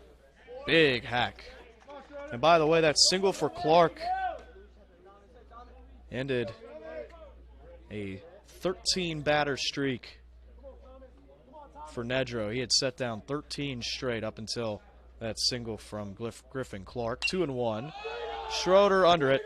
The catcher, Sisson, over to the fence. And it comes down right on top of that cinder block wall.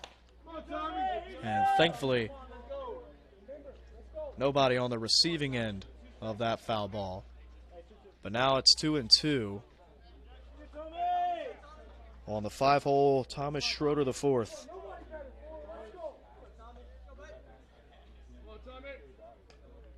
Nedro. We'll get a swing and a miss. 2 away and punch out number 9 for Nedro through 5 2/3.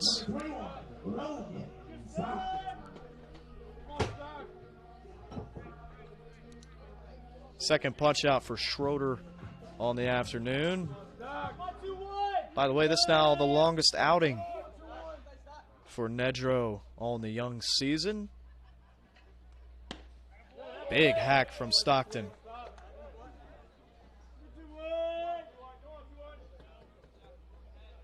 Nedro had gone 5 innings against Southern Wesleyan, 5 against Mars Hill. He's now at 5 2/3 against Shorter.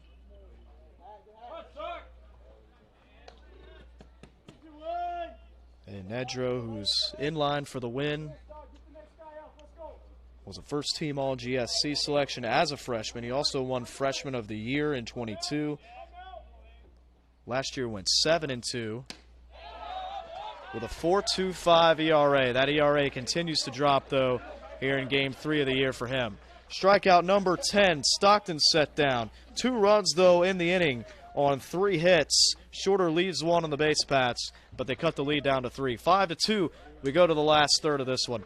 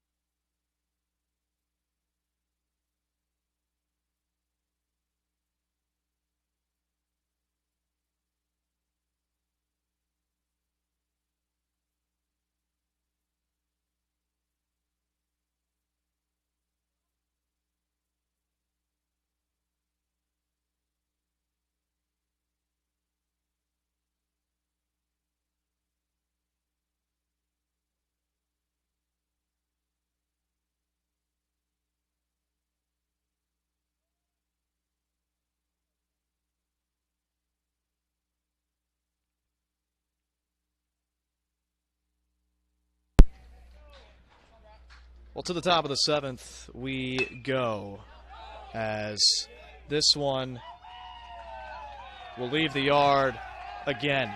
Sisson, his second bomb of this game. Lee will get one back, given up in the bottom of the 6th. Sisson now 3 for 3 in the game. 2 bombs and a single. And Lee swinging it well here to begin Gulf South play.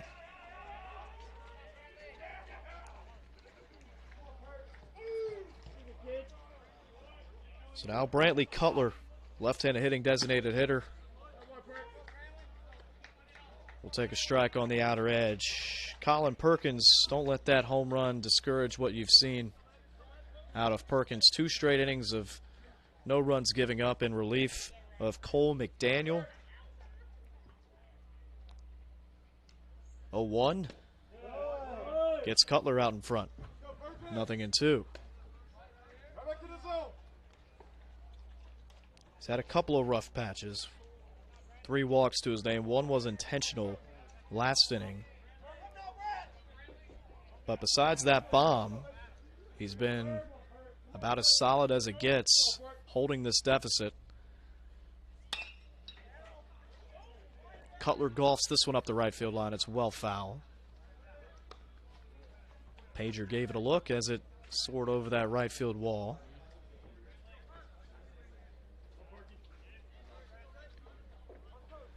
But Lee's just found themselves in fastball counts. That's why you see 3 bombs on the scorecard. 2 from Sisson, 1 from this fellow back in the 2nd. 0-2 up and away, and a good take from Cutler. But when you walk 10 guys in a game, chances are you're pitching from behind the majority of the batters, and that just smells like fastballs in the batter's box. 1-2. Big swing and a miss. And that's the 2nd strikeout for Colin Perkins out of the pen. And we're back to the 9 hole for the 4th time in this game. Coming up on 2 hours of game time. Well, I'll tell you what, we have really been blessed in this game with the weather. 65 degrees right now. Feels like of 67. Overcast. Sun not really playing a factor except for those fly balls that we mentioned earlier that can sometimes blend in with a high sky like today. We'll be a little less fortunate tomorrow. Got rain coming in overnight. Should stop around 6 a.m. or so. So infield should be playing soft as the 0-1 misses down and away. But tomorrow looking like a temperature of about 40 degrees at first pitch of that doubleheader tomorrow between the Hawks and the Flames. Softball and tennis in action today as well. Basketball's got a doubleheader tomorrow against Mississippi College. So it is a full slate of Division II athletics in the Gulf South Conference this weekend.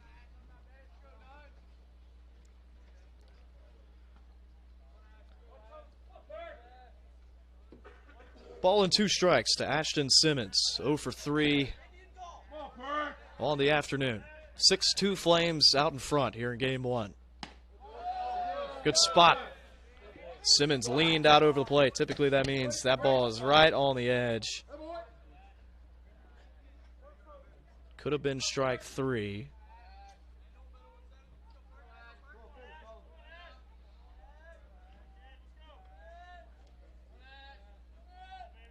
Two balls, 2 strikes, 1 away. 1 home in the inning. Flown out to Pager. Pager got a good jump on it. Comes in and catches the ball just to the left of his face. 2 away. Now batting, number 6, Luke Carter. How about the butter in this game? Sisson, Cutler, and Simmons have certainly held up their end of the deal. Sisson with a couple homers. Cutler with a bomb as well. That's where the majority of this production has come from. As Collier takes ball 1. Collier 0 for 2 punch-outs. He's walked twice and scored a run as well. 2 away, base is empty. Stockton tried to frame that, catch that lower left-hand corner of the zone.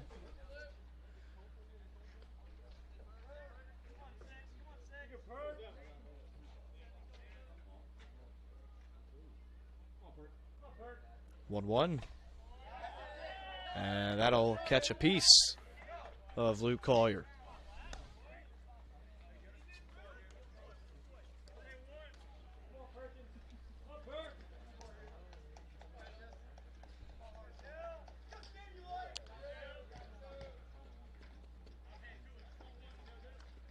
So man on first base, 2 away, 6-2 game.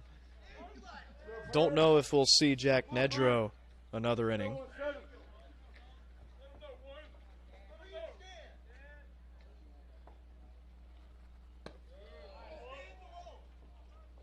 And Perkins could be running a little low on gas here as he is in inning number 3 of his outing. Take a look at his pitches thus far. He's up over 30 now. And for somebody who hasn't seen any game action this year, could be nearing the end of the rope for Colin Perkins. But again, this early in the series, what you're really trying to do as a bullpen is save arms for games 2 and 3. You're talking about a 50-game schedule. And especially early on in the year, you're really trying to split games in half. That was why the 3 innings from McDaniel were so important earlier. Backside hammered. Pager, though, is there right at him. Good swing, though, from Dylan Standifer, but that'll end this top of the 7th. We're going to stretch it out here at the Ledbetter Baseball Complex here at Shorter University. 1 run given up in the top half of the inning on Sisson's solo shot to lead off those 3 outs for Lee. 6-2. We go to the bottom of the 7th. Come on, let's go.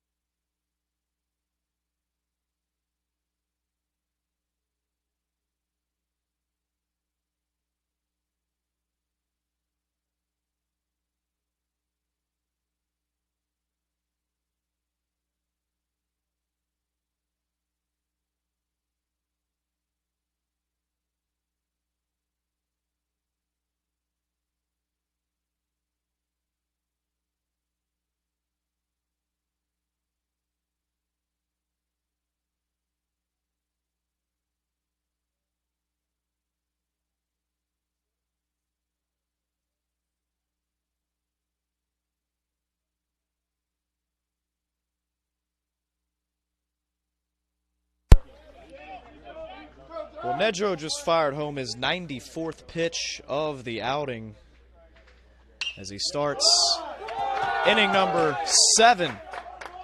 But it is a line drive base hit for Armstrong. And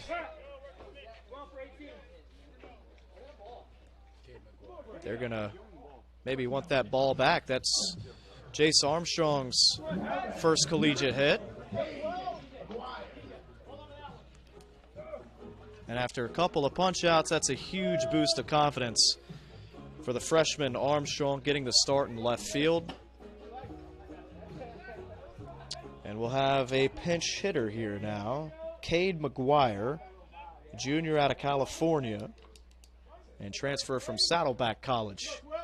Gets an at-bat here late in game 1.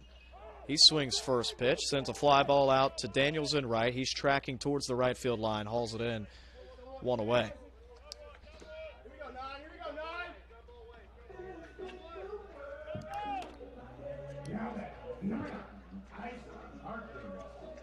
So McGuire's set down.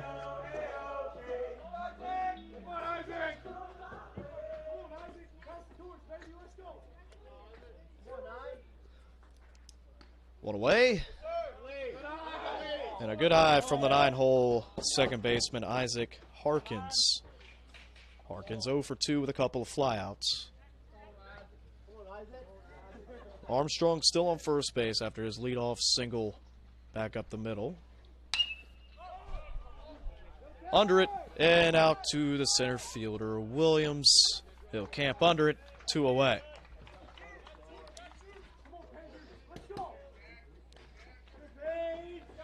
And you got to think that the time is now for Shorter to get something going. Might be the last time Nedro has to see the top of this Hawks order. Pager led off the game with a single and wound up at second base following the Barnes walk. That was the last time, besides the runs in the 6th inning, that Shorter had a man get to second base. A 2-hopper to the third baseman. Miller will retire Pager. And so Nedro is through 7. This becomes a 6-out ball game. First hit for Jace Armstrong's career. That's a milestone for the freshman.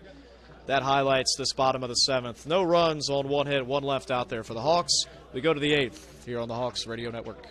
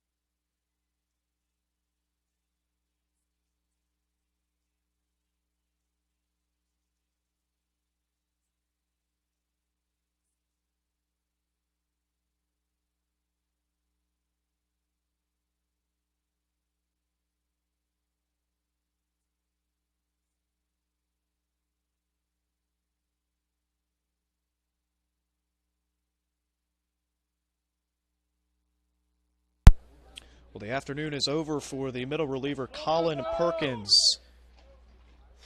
as his 3 innings of 1-hit baseball gets Shorter to the top of the 8th. And Minato Tateno,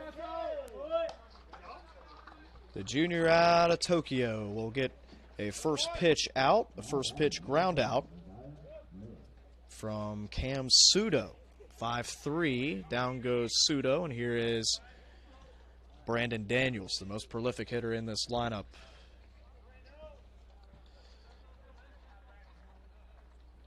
So Perkins, the only blemish on his line is the solo shot to left field from Brock Sisson. First pitch strike into Brandon Daniels from Tateno. And he'll take 1 low. Last time Tateno pitched was on the 9th against Fairmont State. Threw 2 innings in that one, gave up just 1 hit. Walked 3. And he pitched twice a few weekends back in that series against Miles. 1-1. Up and away, Daniels takes 2-1. Still a 6-2 Lee lead here on the road, trying to hand Shorter its first loss of the year. 2-1. Tateno pulls it across his body, ends up down and in on Daniels. Daniels, by the way, bit of an off game for him as he came in absolutely swinging at close to 500 average on the year. But he's 1 for 4 in this one. 3-1. Tateno floats one in there. And Daniels takes it for ball 4. That's the 11th walk of this game, issued by a Shorter arm.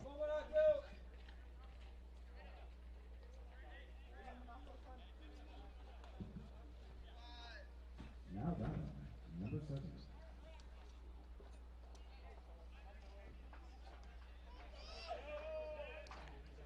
So Miller at the plate.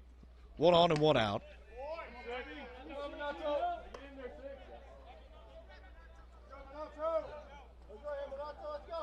Miller has been walked twice, once intentionally back in the 6th, which ended up paying off for Shorter in the long run.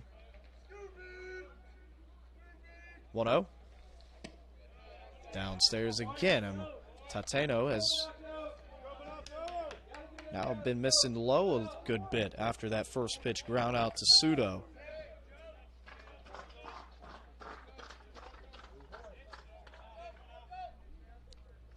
Two balls, no strikes. Good call there by Tateno to step off as Daniels had extended his lead towards second. 2-0. Big hack out of the lefty Miller. Pulled his head out though. And you can't see, or you can't hit what you can't see. 2-1.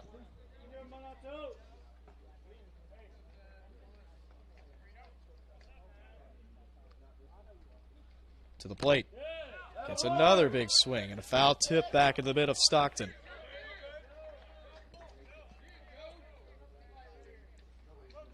And Tateno will take a ground ball.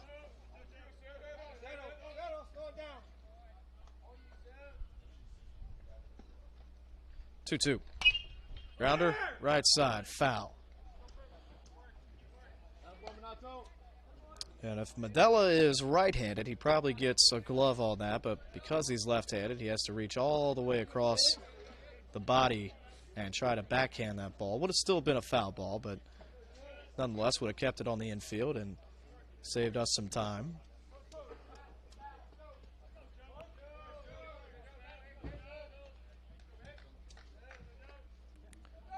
Tateno ready. Miller ready. 2-2. Under it. And that'll head down the hill to the right of home plate.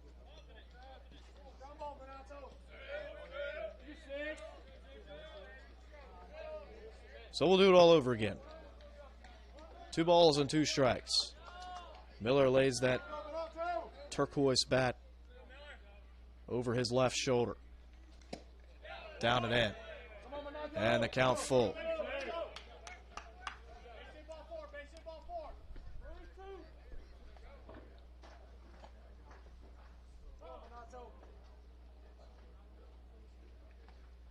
And Tateno going to take his time ahead of this payoff pitch.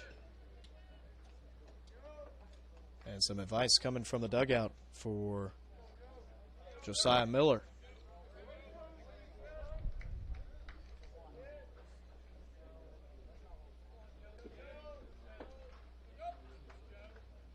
Full count. A pick to first. It's going to get away from Medella. And Daniels is into second base.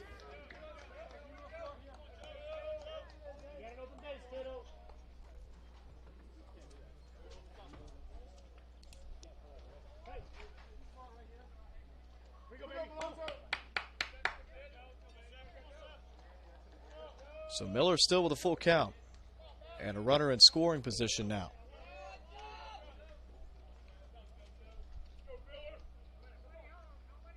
Pitch home. Just inside. And a second consecutive walk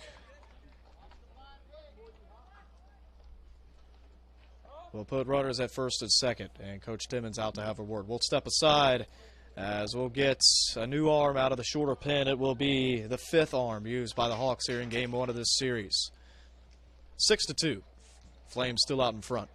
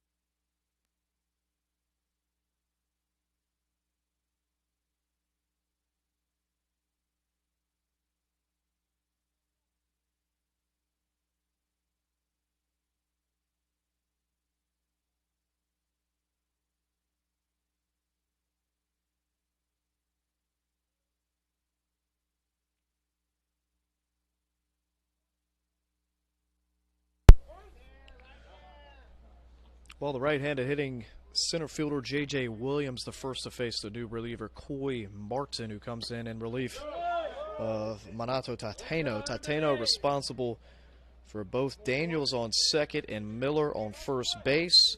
He records just 1 out, walks 2, and exits here in the middle of this top of the 8th. 6-2, Lee still out in front. Williams will fly this one to the right side of the diamond. It'll be an infield fly. Batter out before the ball ever came down.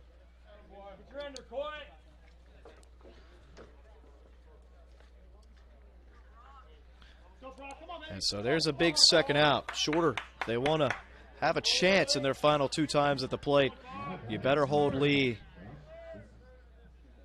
to just 6 the rest of the way. Need to strand these 2 runners out there. But Coy Martin, the junior from Ball Ground, Georgia, making already his 5th appearance on the year, and he's pitched to the tune of a 2.08 ERA. 1 inning in the series against Fairmont State. Gave up a run. It was not earned.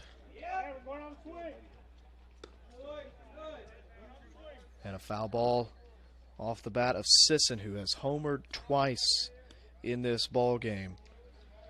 Could he make it a hat trick? If he does so, that would pretty much solidify a Game 1 victory for Lee. 0-2, 2 away. Coy Martin trying to find the dugout. Smack to center field. It won't get out of here this time. The ballpark will hold it. Barnes rages to his right and pulls it down.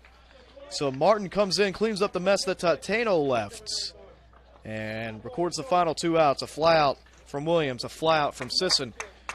No runs, no hits, 2 left aboard here in the top of the 8th. We go to the bottom half. And due up for shorter when we come back. It'll be Clark, Medela, Barnes. 2-3-4, the time of the order to get the party started. We'll be back here on the Hawks Radio Network.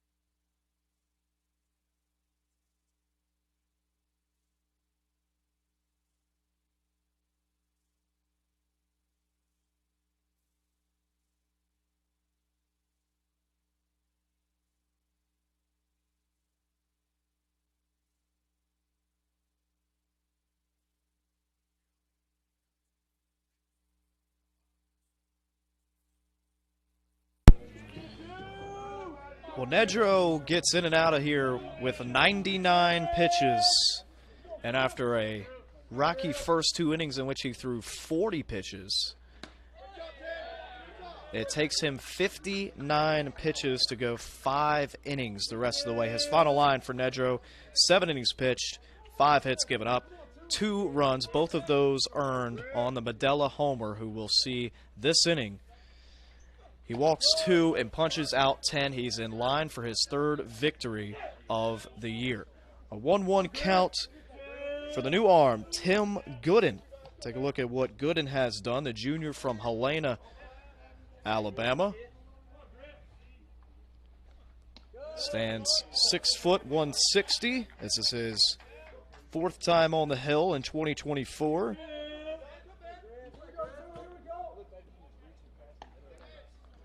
And a 2-1 count to Griffin Clark. 1 for 3 is Clark. Takes a little off, and the changeup freezes up Clark. And the count 2-2. Lee's starting to count outs. They need 6 more to take game 1 and end what has been a 7-game winning streak to begin the year for Shorter. Basically a swinging bunt. Gooden will field his position, and his foot is off the bag at first base. Clark gets up the line well, and we'll see what they rule that. They'll rule that a hit.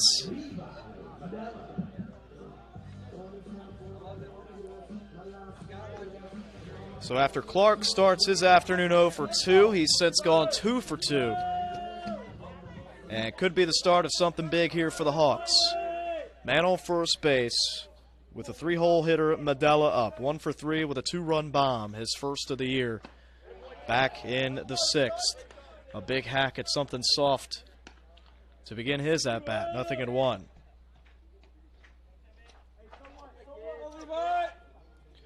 Gooden a .208 earned run average in just 4 1/3 innings. 5 strikeouts to 1 walk, so he's going to make them swing the bat.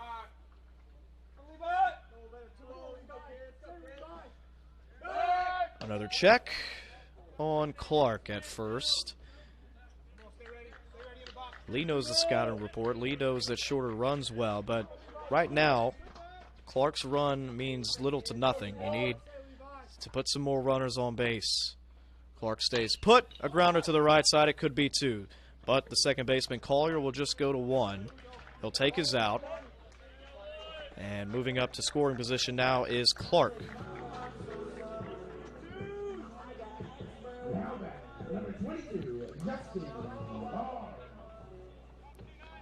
Barnes also singled his last time. He was the last in the line of that string of hits off of Jack Nedro, as Nedro's stuff slowly kind of wore off late in his outing. But it was the longest outing of the season for Nedro, and definitely something to build off of heading into conference play.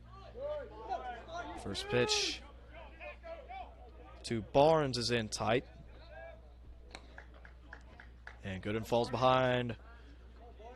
A ball and no strikes. Clark still at second.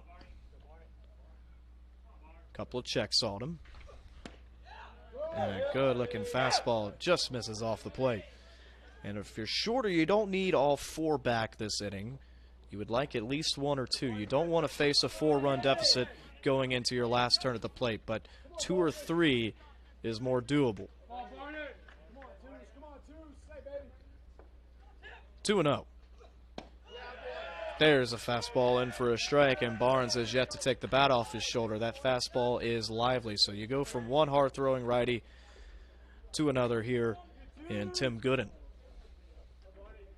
6 runs on 7 hits, no errors for the visitors from Tennessee. 2 runs on 6 hits and 2 blemishes for Shorter. 3-1 to count to Justin Barnes. Thomas Schroeder will be the next up, who's working on an 0 for 3. Could be his time to make an impact on this game. They haven't sent too many his way out at shortstop this game. 3-1. Takes a fastball for strike 2. That is a stiff fastball.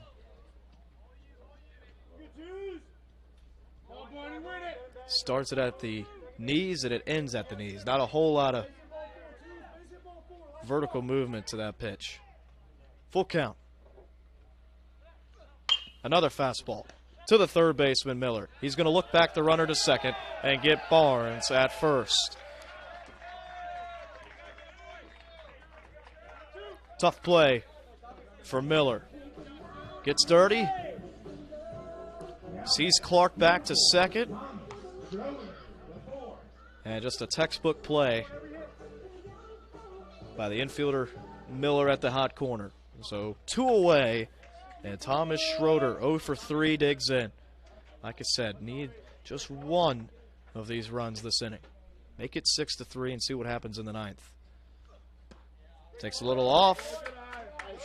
Schroeder looks like he's sitting the hard stuff, though, in this at-bat. Ball and no strikes.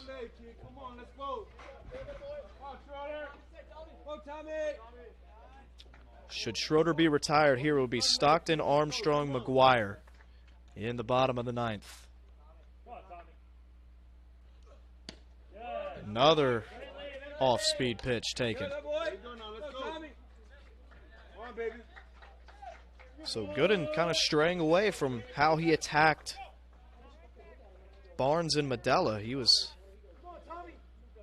nothing but fastballs, it seemed like, to those 2 hitters. But now with Schroeder pitching backwards a little bit. There's the fastball. Schroeder dribbles it up the third baseline. Going to be a tough play. Ahead for a slide. He's in there. Nobody covering up home plate. And a run will be scored.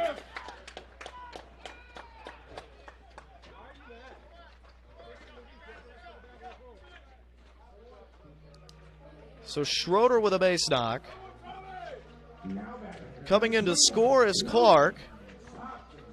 And Shorter will manufacture a run in the 8th. And that'll create a save situation for Lee in the 9th if they're not able to tack on any more in the away half of the inning.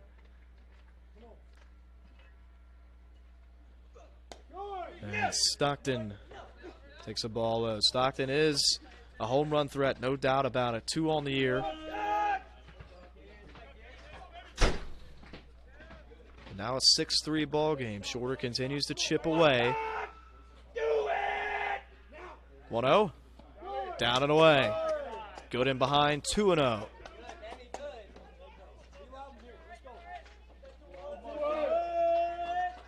And now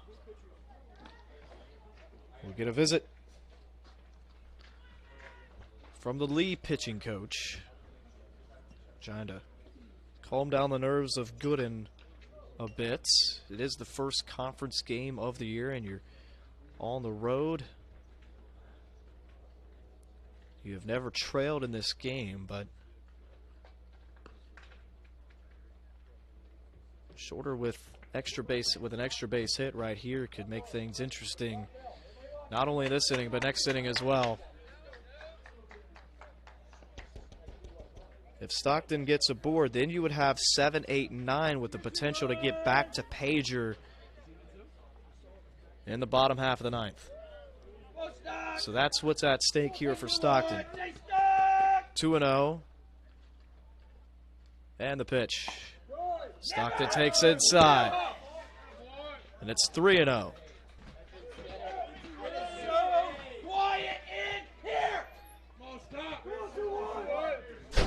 Chase Armstrong would be next up after recording his first collegiate hit, the at-bat prior.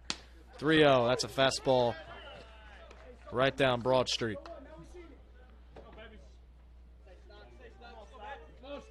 3-1. Schroeder has shown no signs of wanting to go on first. He'll stay put here again. 3-1. There's strike 2. And if you're Shorter, you at least want Stockton to get a swing off here.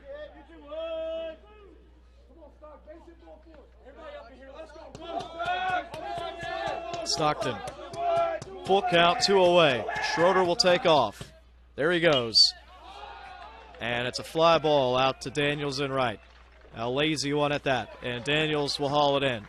Shorter gets one back. Makes this a 6-3 ball game as we go to the 9th. Clark singles and Schroeder drives him in on the infield hit. Here we go.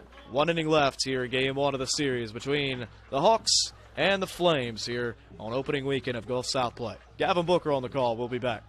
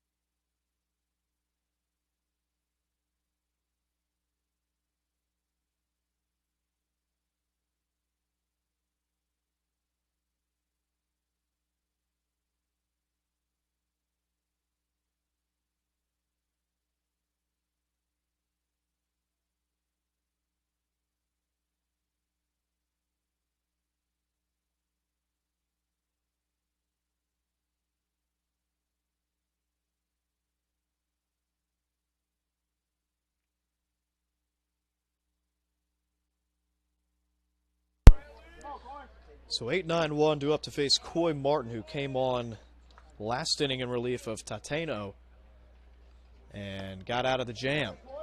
Kept this, then was a 6-2 ball game. Now it's 6-3, top of the 9th. Lee needs 3 outs to snap a shorter 7-game win streak to open up the year. The longest in program history to begin the year. And best start since Shorter came to the NCAA ranks. 1-1 the count to Brantley Cutler. 1 for 4 with a bomb is Cutler. Takes strike 2. So looking ahead for Shorter in the bottom of the 9th, it'll be 7, 8, 9, Armstrong, McGuire, Harkins. 1-2 up and out of the zone. Not sure if McGuire will stay in the lineup. He pinch hit for the designated hitter Cole Taylor back in the 7th. That could be a spot where Coach Timmons plays a matchup potentially. 2-2. And Martin pulls this one across the body, and the count goes full to Brantley Cutler. Shorter has walked a grand total of 11 in this ball game. And it'll stay at 11 for one more pitch. This, by the way, the third lefty that Lee has seen in this game.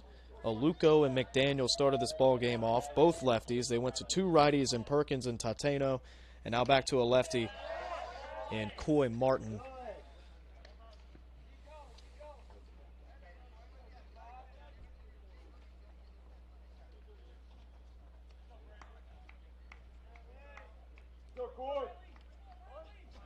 Full count still on the designated hitter, Cutler. One more time. Grounder, right side of the diamond. Harkins has a beat on it. And he'll get Cutler by a step. Bit of a bobble in transitioning the ball from the glove to his throwing hand, but it won't matter. 1 up, 1 down for Coy Martin here to start the 9th.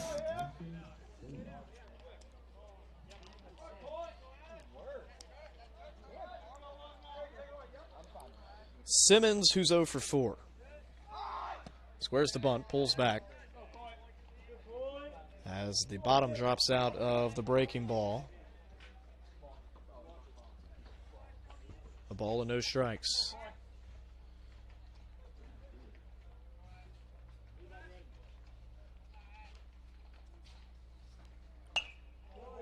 And the 1-0 fouled back. Looks like the long ball is going to be a factor in the series.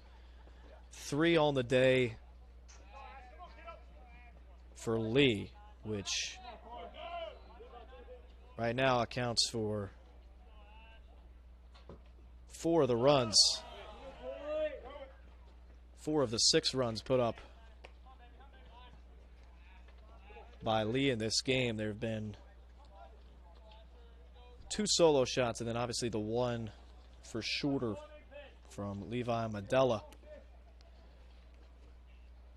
2-1. Squares the bunt again. He did go around this time. Looks like he's trying to push it to the right side of the diamond. You see that a lot of the times when the first baseman plays about even with the bag. The second baseman is back, and the pitcher falls off to the right side of the mound. That leaves about a 10 to 15 foot window on the right side of the diamond where if you can push that ball through, it's a base hit every time.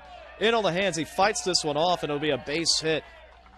And so it won't be an 0 for 5 day for Ashton Simmons. He's aboard with the 8th hit of the game for Lee.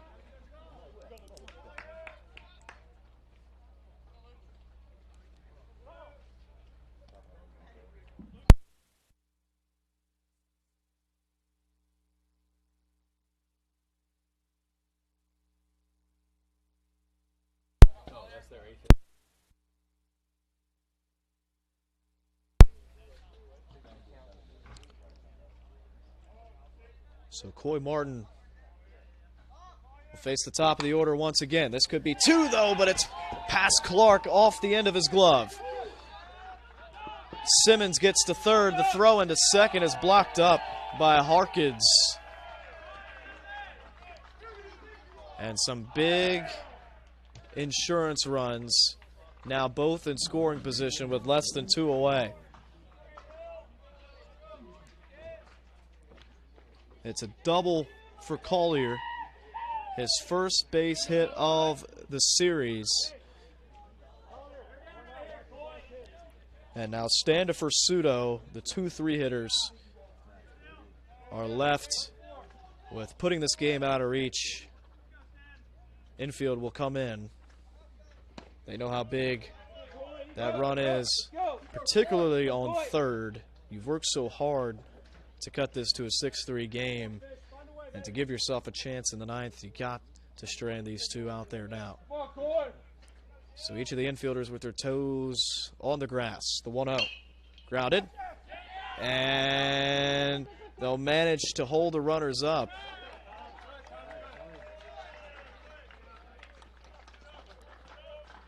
Clark got a piece.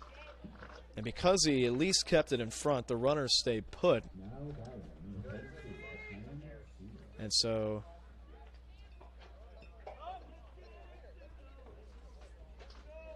we'll get a mound visit here from head coach Wes Timmons with the bases loaded.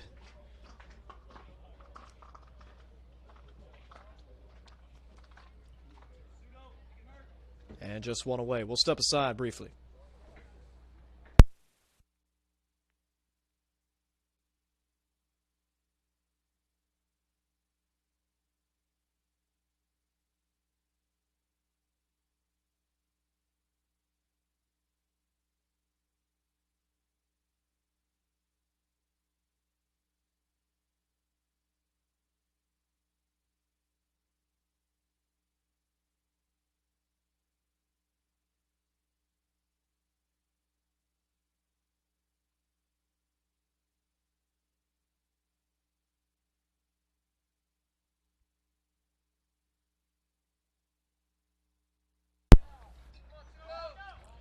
So nowhere to put the 3-hole batter, Cam Suto.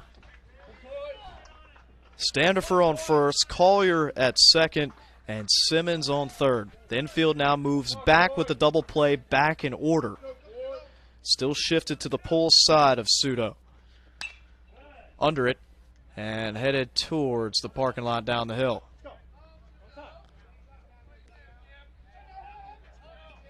So 1-1. We have that last at-bat for Standifer circled. It, on the scoreboard, was ruled the third error of the game, but could have easily been ruled a fielder's choice as well. No throw was issued to first base.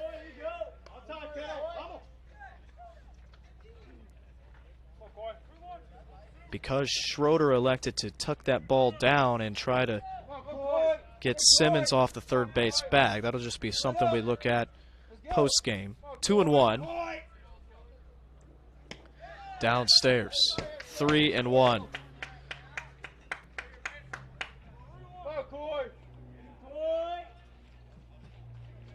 Sudo's doubled in this game. This is now the 6th time he's dug into that batter's box. Lee has had a healthy amount of at-bats in this game. Under it. And it'll be an infield fly. Oh, and Mandela drops it, but it won't matter.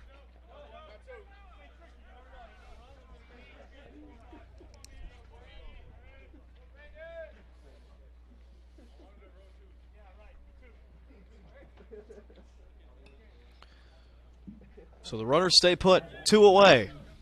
Here in the top of the ninth, Martin now with a favorable matchup with Daniels at the plate, lefty on lefty.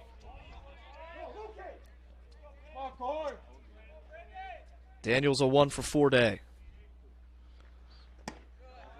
Fastball's taken.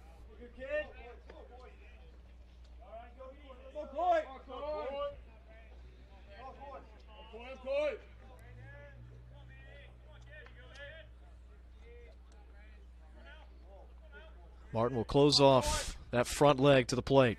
The 1-0. Upstairs again, 2-0. And Martin certainly not doing himself any favors to the heart of this order. Falling behind in these counts now to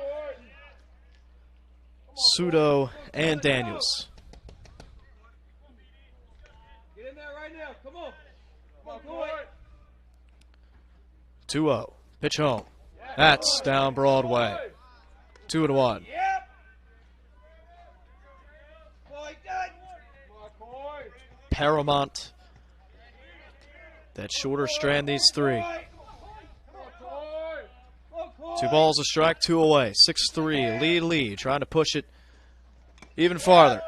Swinging a foul tip. Very good. Finish. Finish. Get us in here. Come on. Win it, Coy. Win it, Coy. Let's go. No further. No further. Come on, Coy. Lee has left 11 on base. Come on, Coy. Trying to make it 14. 2's fouled off. Good. Come on, Coy. Come on, Coy. Come on, kid.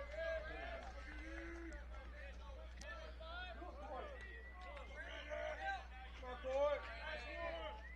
Go, Coy. 2 balls, 2 strikes, 2 away.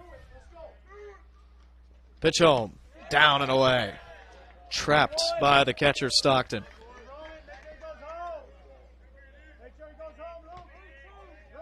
And the runners will release once Martin goes to the plate.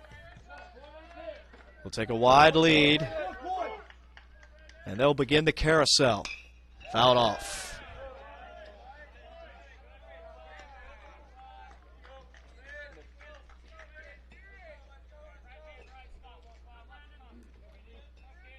Come on, Coy.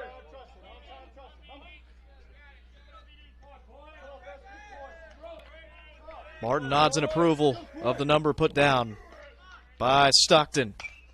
Gets him out in front. It was the right pitch.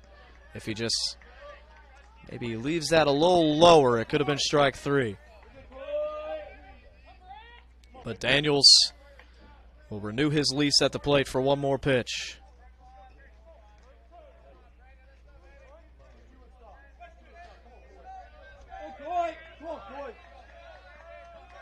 Here we go, one more time. 3-2, 2 out, top 9.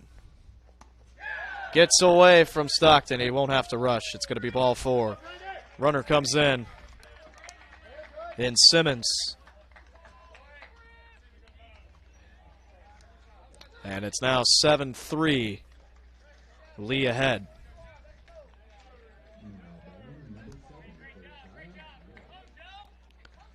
Second time they've walked Daniels in the 12th walk of the game.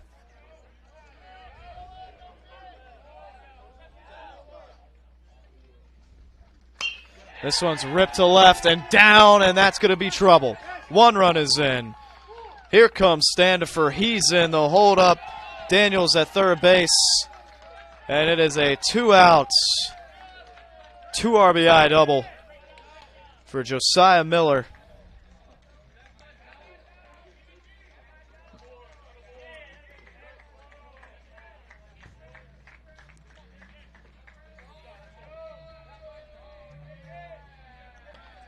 And that should pretty much submit a Game 1 victory for Lee in this series, as Timmons will take a walk out to the hill and grab Coy Martin. They will go to the pen for a 5th time, and Lee will see a 6th pitcher on this afternoon. It's 9-3, and it'll be Aiden Berggren coming in for shorter when we come back.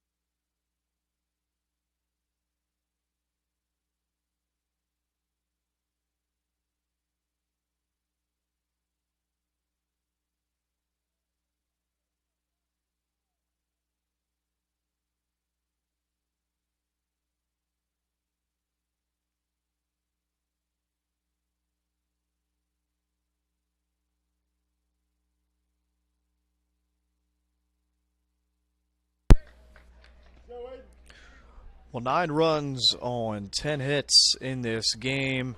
They've been walked 13 times. That spells a Game 1 victory for Lee. 1 out to get, though, here in this top of the 9th, and Shorter turns to the senior, Aiden Berggren. See if he can't record that final out and strand 2 flames on the base bats. Keep this from getting out of hand here late. 9-3, top 9. And a 1-1 count to J.J. Williams.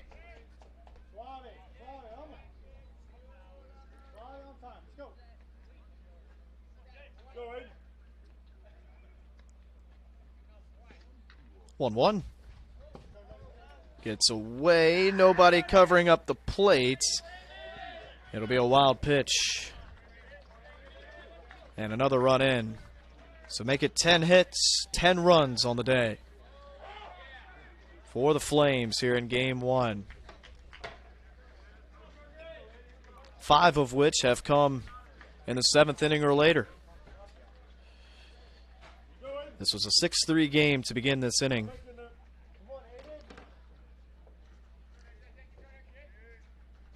And Shorter has obviously never led. 2-1 upstairs, and now the count 3-1 to J.J. Williams.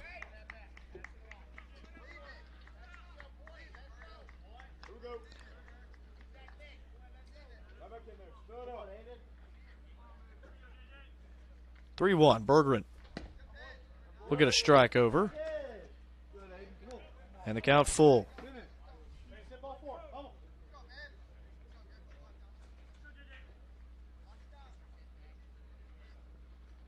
And Berggren will throw in ball 4.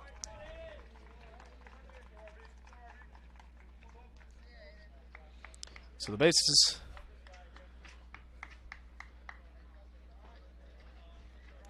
now with 2 runners on them, runners at the corners.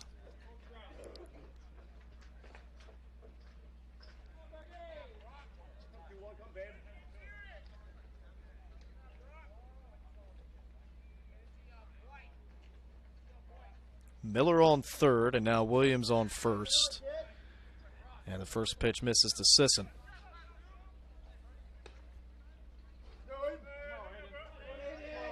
We'll be back here tomorrow afternoon for games 2 and 3 of this series. Doubleheader tomorrow, a doubleheader of men's and women's basketball against Mississippi College. Runner goes.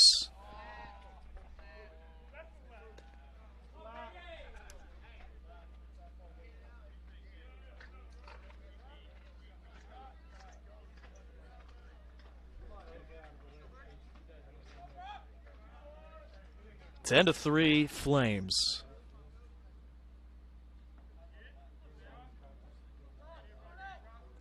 Berggren comes set at the belt. 2-0. Well upstairs.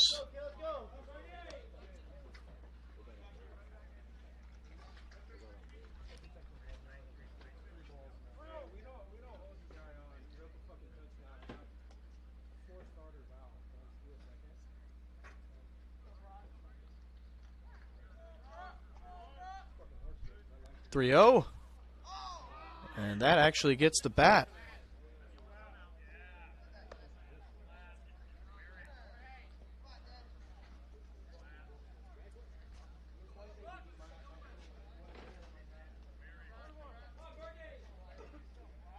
So 3-1 after a gift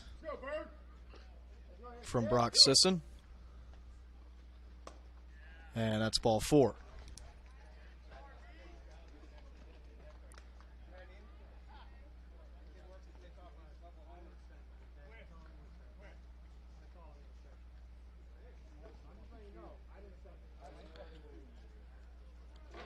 I think Coach Timmons took issue with Lee with a stolen bag as Berggren's day is over, and they'll go to the pen once more as Matt Navarro, the freshman, will come in and get some work here late in game 1 of the series. We'll step aside and let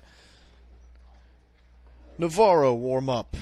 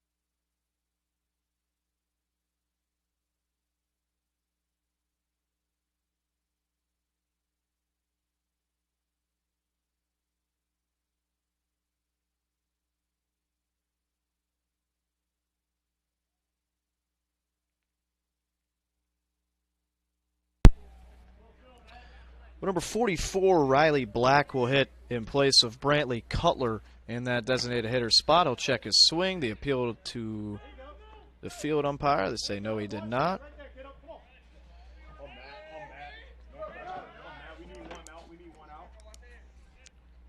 Second time this 8-hole spot has come up in the inning.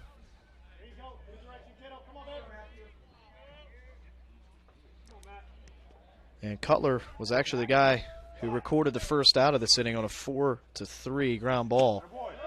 Big hack. And now the count 2-1. Bases still loaded. You got Sisson on first, Williams on second, and Miller right in front of us here at third base. Strike two, 2-2, and a 10-3 lead for Lee. Matt Navarro, the redshirt freshman out of Pius, trying to get his team back in the dugout and salvage just a little bit of momentum here in game one of the series. Full count, runners take off, and the pitch is fouled off.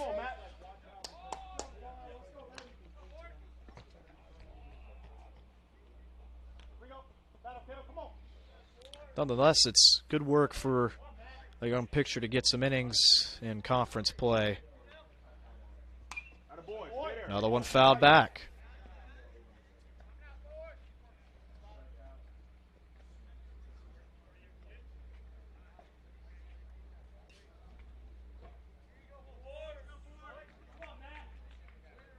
Full count, 2 away. Runners release again. It's a good-looking breaking ball, and Navarro freezes him. Inning over. 4 runs, though, do come across. They bat around, and we'll go to the bottom of the ninth. Shorter with some work to do, down by a touchdown and an extra point here in game one of the series. 10-3 Flames. 3 outs to get for Lee to take game one.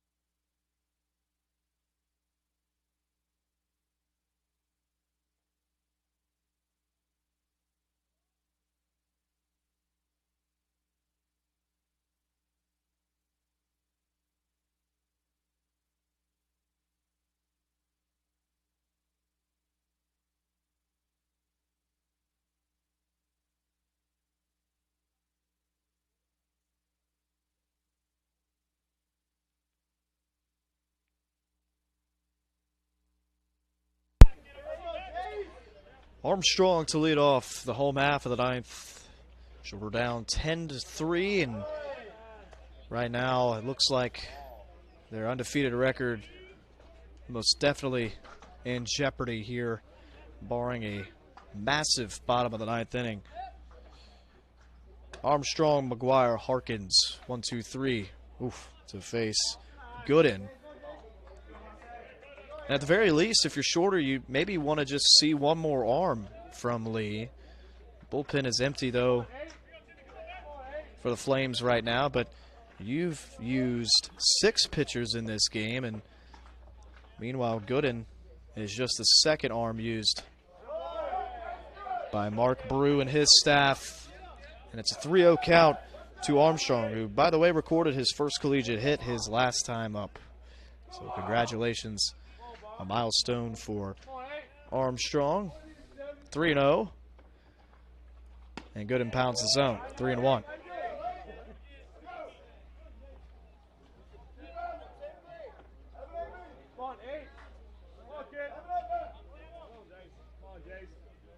Lee came in 5-3, looked to be moving to 6-3, and a 1-0 start in conference play. Can't get much better than that. I was always told you can't win the conference in the first weekend of the year, but you can rest assured lose it. So Shorter will aim to get back on track tomorrow, a doubleheader against these very same Flames starting at noon. So probably about a noon and 3 o'clock or 4 o'clock start to the second game. It's a leadoff walk to Jace Armstrong.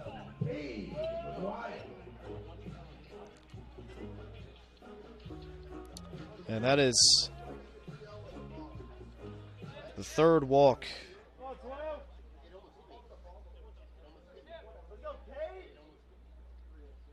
issued by a Flame today. A check swing. Did not go around. Ball and no strikes. So Cade McGuire came in and hit for Cole Taylor in the 7th, and he flew out to right field. 1-0. There's a strike. 1-1.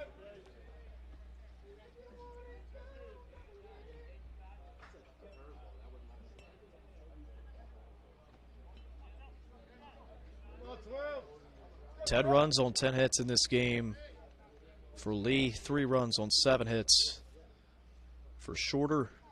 1-1. Under it.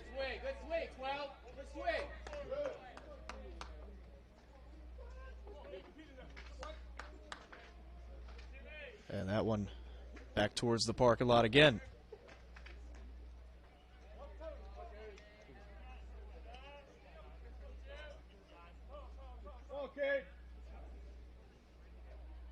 Time called.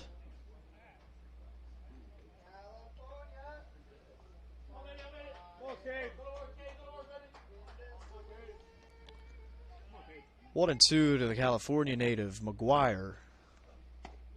And that's going to be strike 3.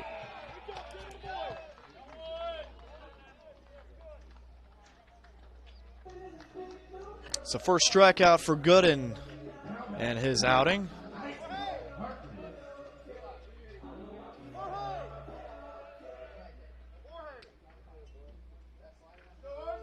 So 1 away and a man on first base for Isaac Harkins, who got the start at second base, his first start of the year.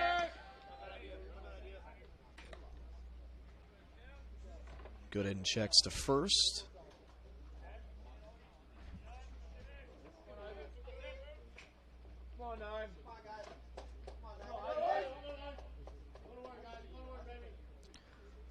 First pitch to Harkins, over for a strike. 0-1. Well, right now the loss would belong to Aluko, and Nedra would pick up his 3rd win in as many starts. He gives up just 2 earned, so that ERA will go up just slightly. That's only because his ERA coming in was under 1.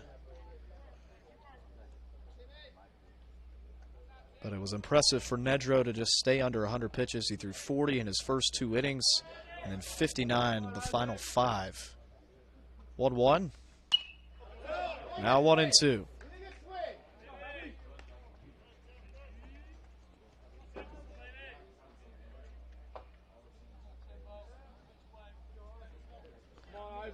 Top of the lineup on deck. Looks like we'll get a pinch hitter in that spot as well.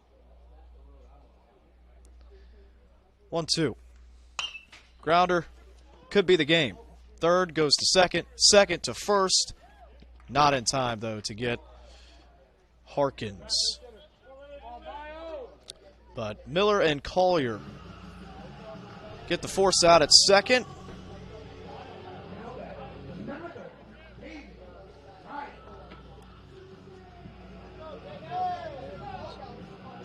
5-4 fielder's choice will bring up David Bayo, who is hitting in place of Jacob Pager.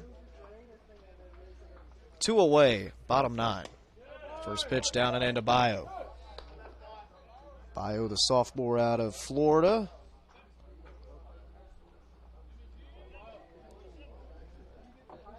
And his first hacks at the plate of the year. There's a strike.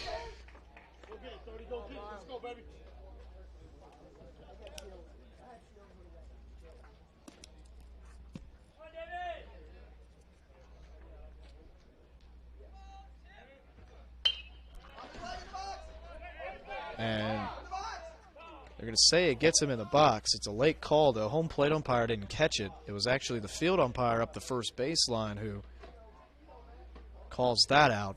But it will be a strike. And shorter down to its final strike here on this Friday afternoon. It's been a beautiful day for baseball. It's going to be a little less pleasant tomorrow with the rain coming in the morning. Should be around 40 degrees at that noon first pitch in Game 2 of the series. Swing and a miss. That will do it. Lee comes in and hands Shorter its first loss of the season. Shorter falls to 7-1. And 0-1 in Gulf South play to open up league play. As for Lee, they improved to 6-3 and moved to 1-0 in league play. The win will belong to Nedro. Hits 7 innings of 2-run baseball and 10 punch-outs.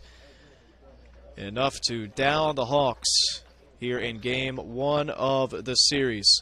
For Lee, it was a big day. For Sisson, his 2 bombs certainly helped. Cutler adds another one as well. But that 4-run top of the 9th inning put the nail in the coffin for Shorter in this one. 10-3 the final. 10 runs on 10 hits for Lee. 3 runs on 7 hits. And 3 errors is what the scoreboard shows. Could be 2. But that is what we've got here at the Ledbetter Baseball Complex. Gavin Booker on the call. I'll be doing basketball tomorrow, so I won't be with you for the next 2 of the series, but we will be back on Tuesday as we host Clark Atlanta. So it's been a pleasure. Have a good night, everybody. 10-3 to final. Shorter drops its first game of the year. That's the storyline in this one.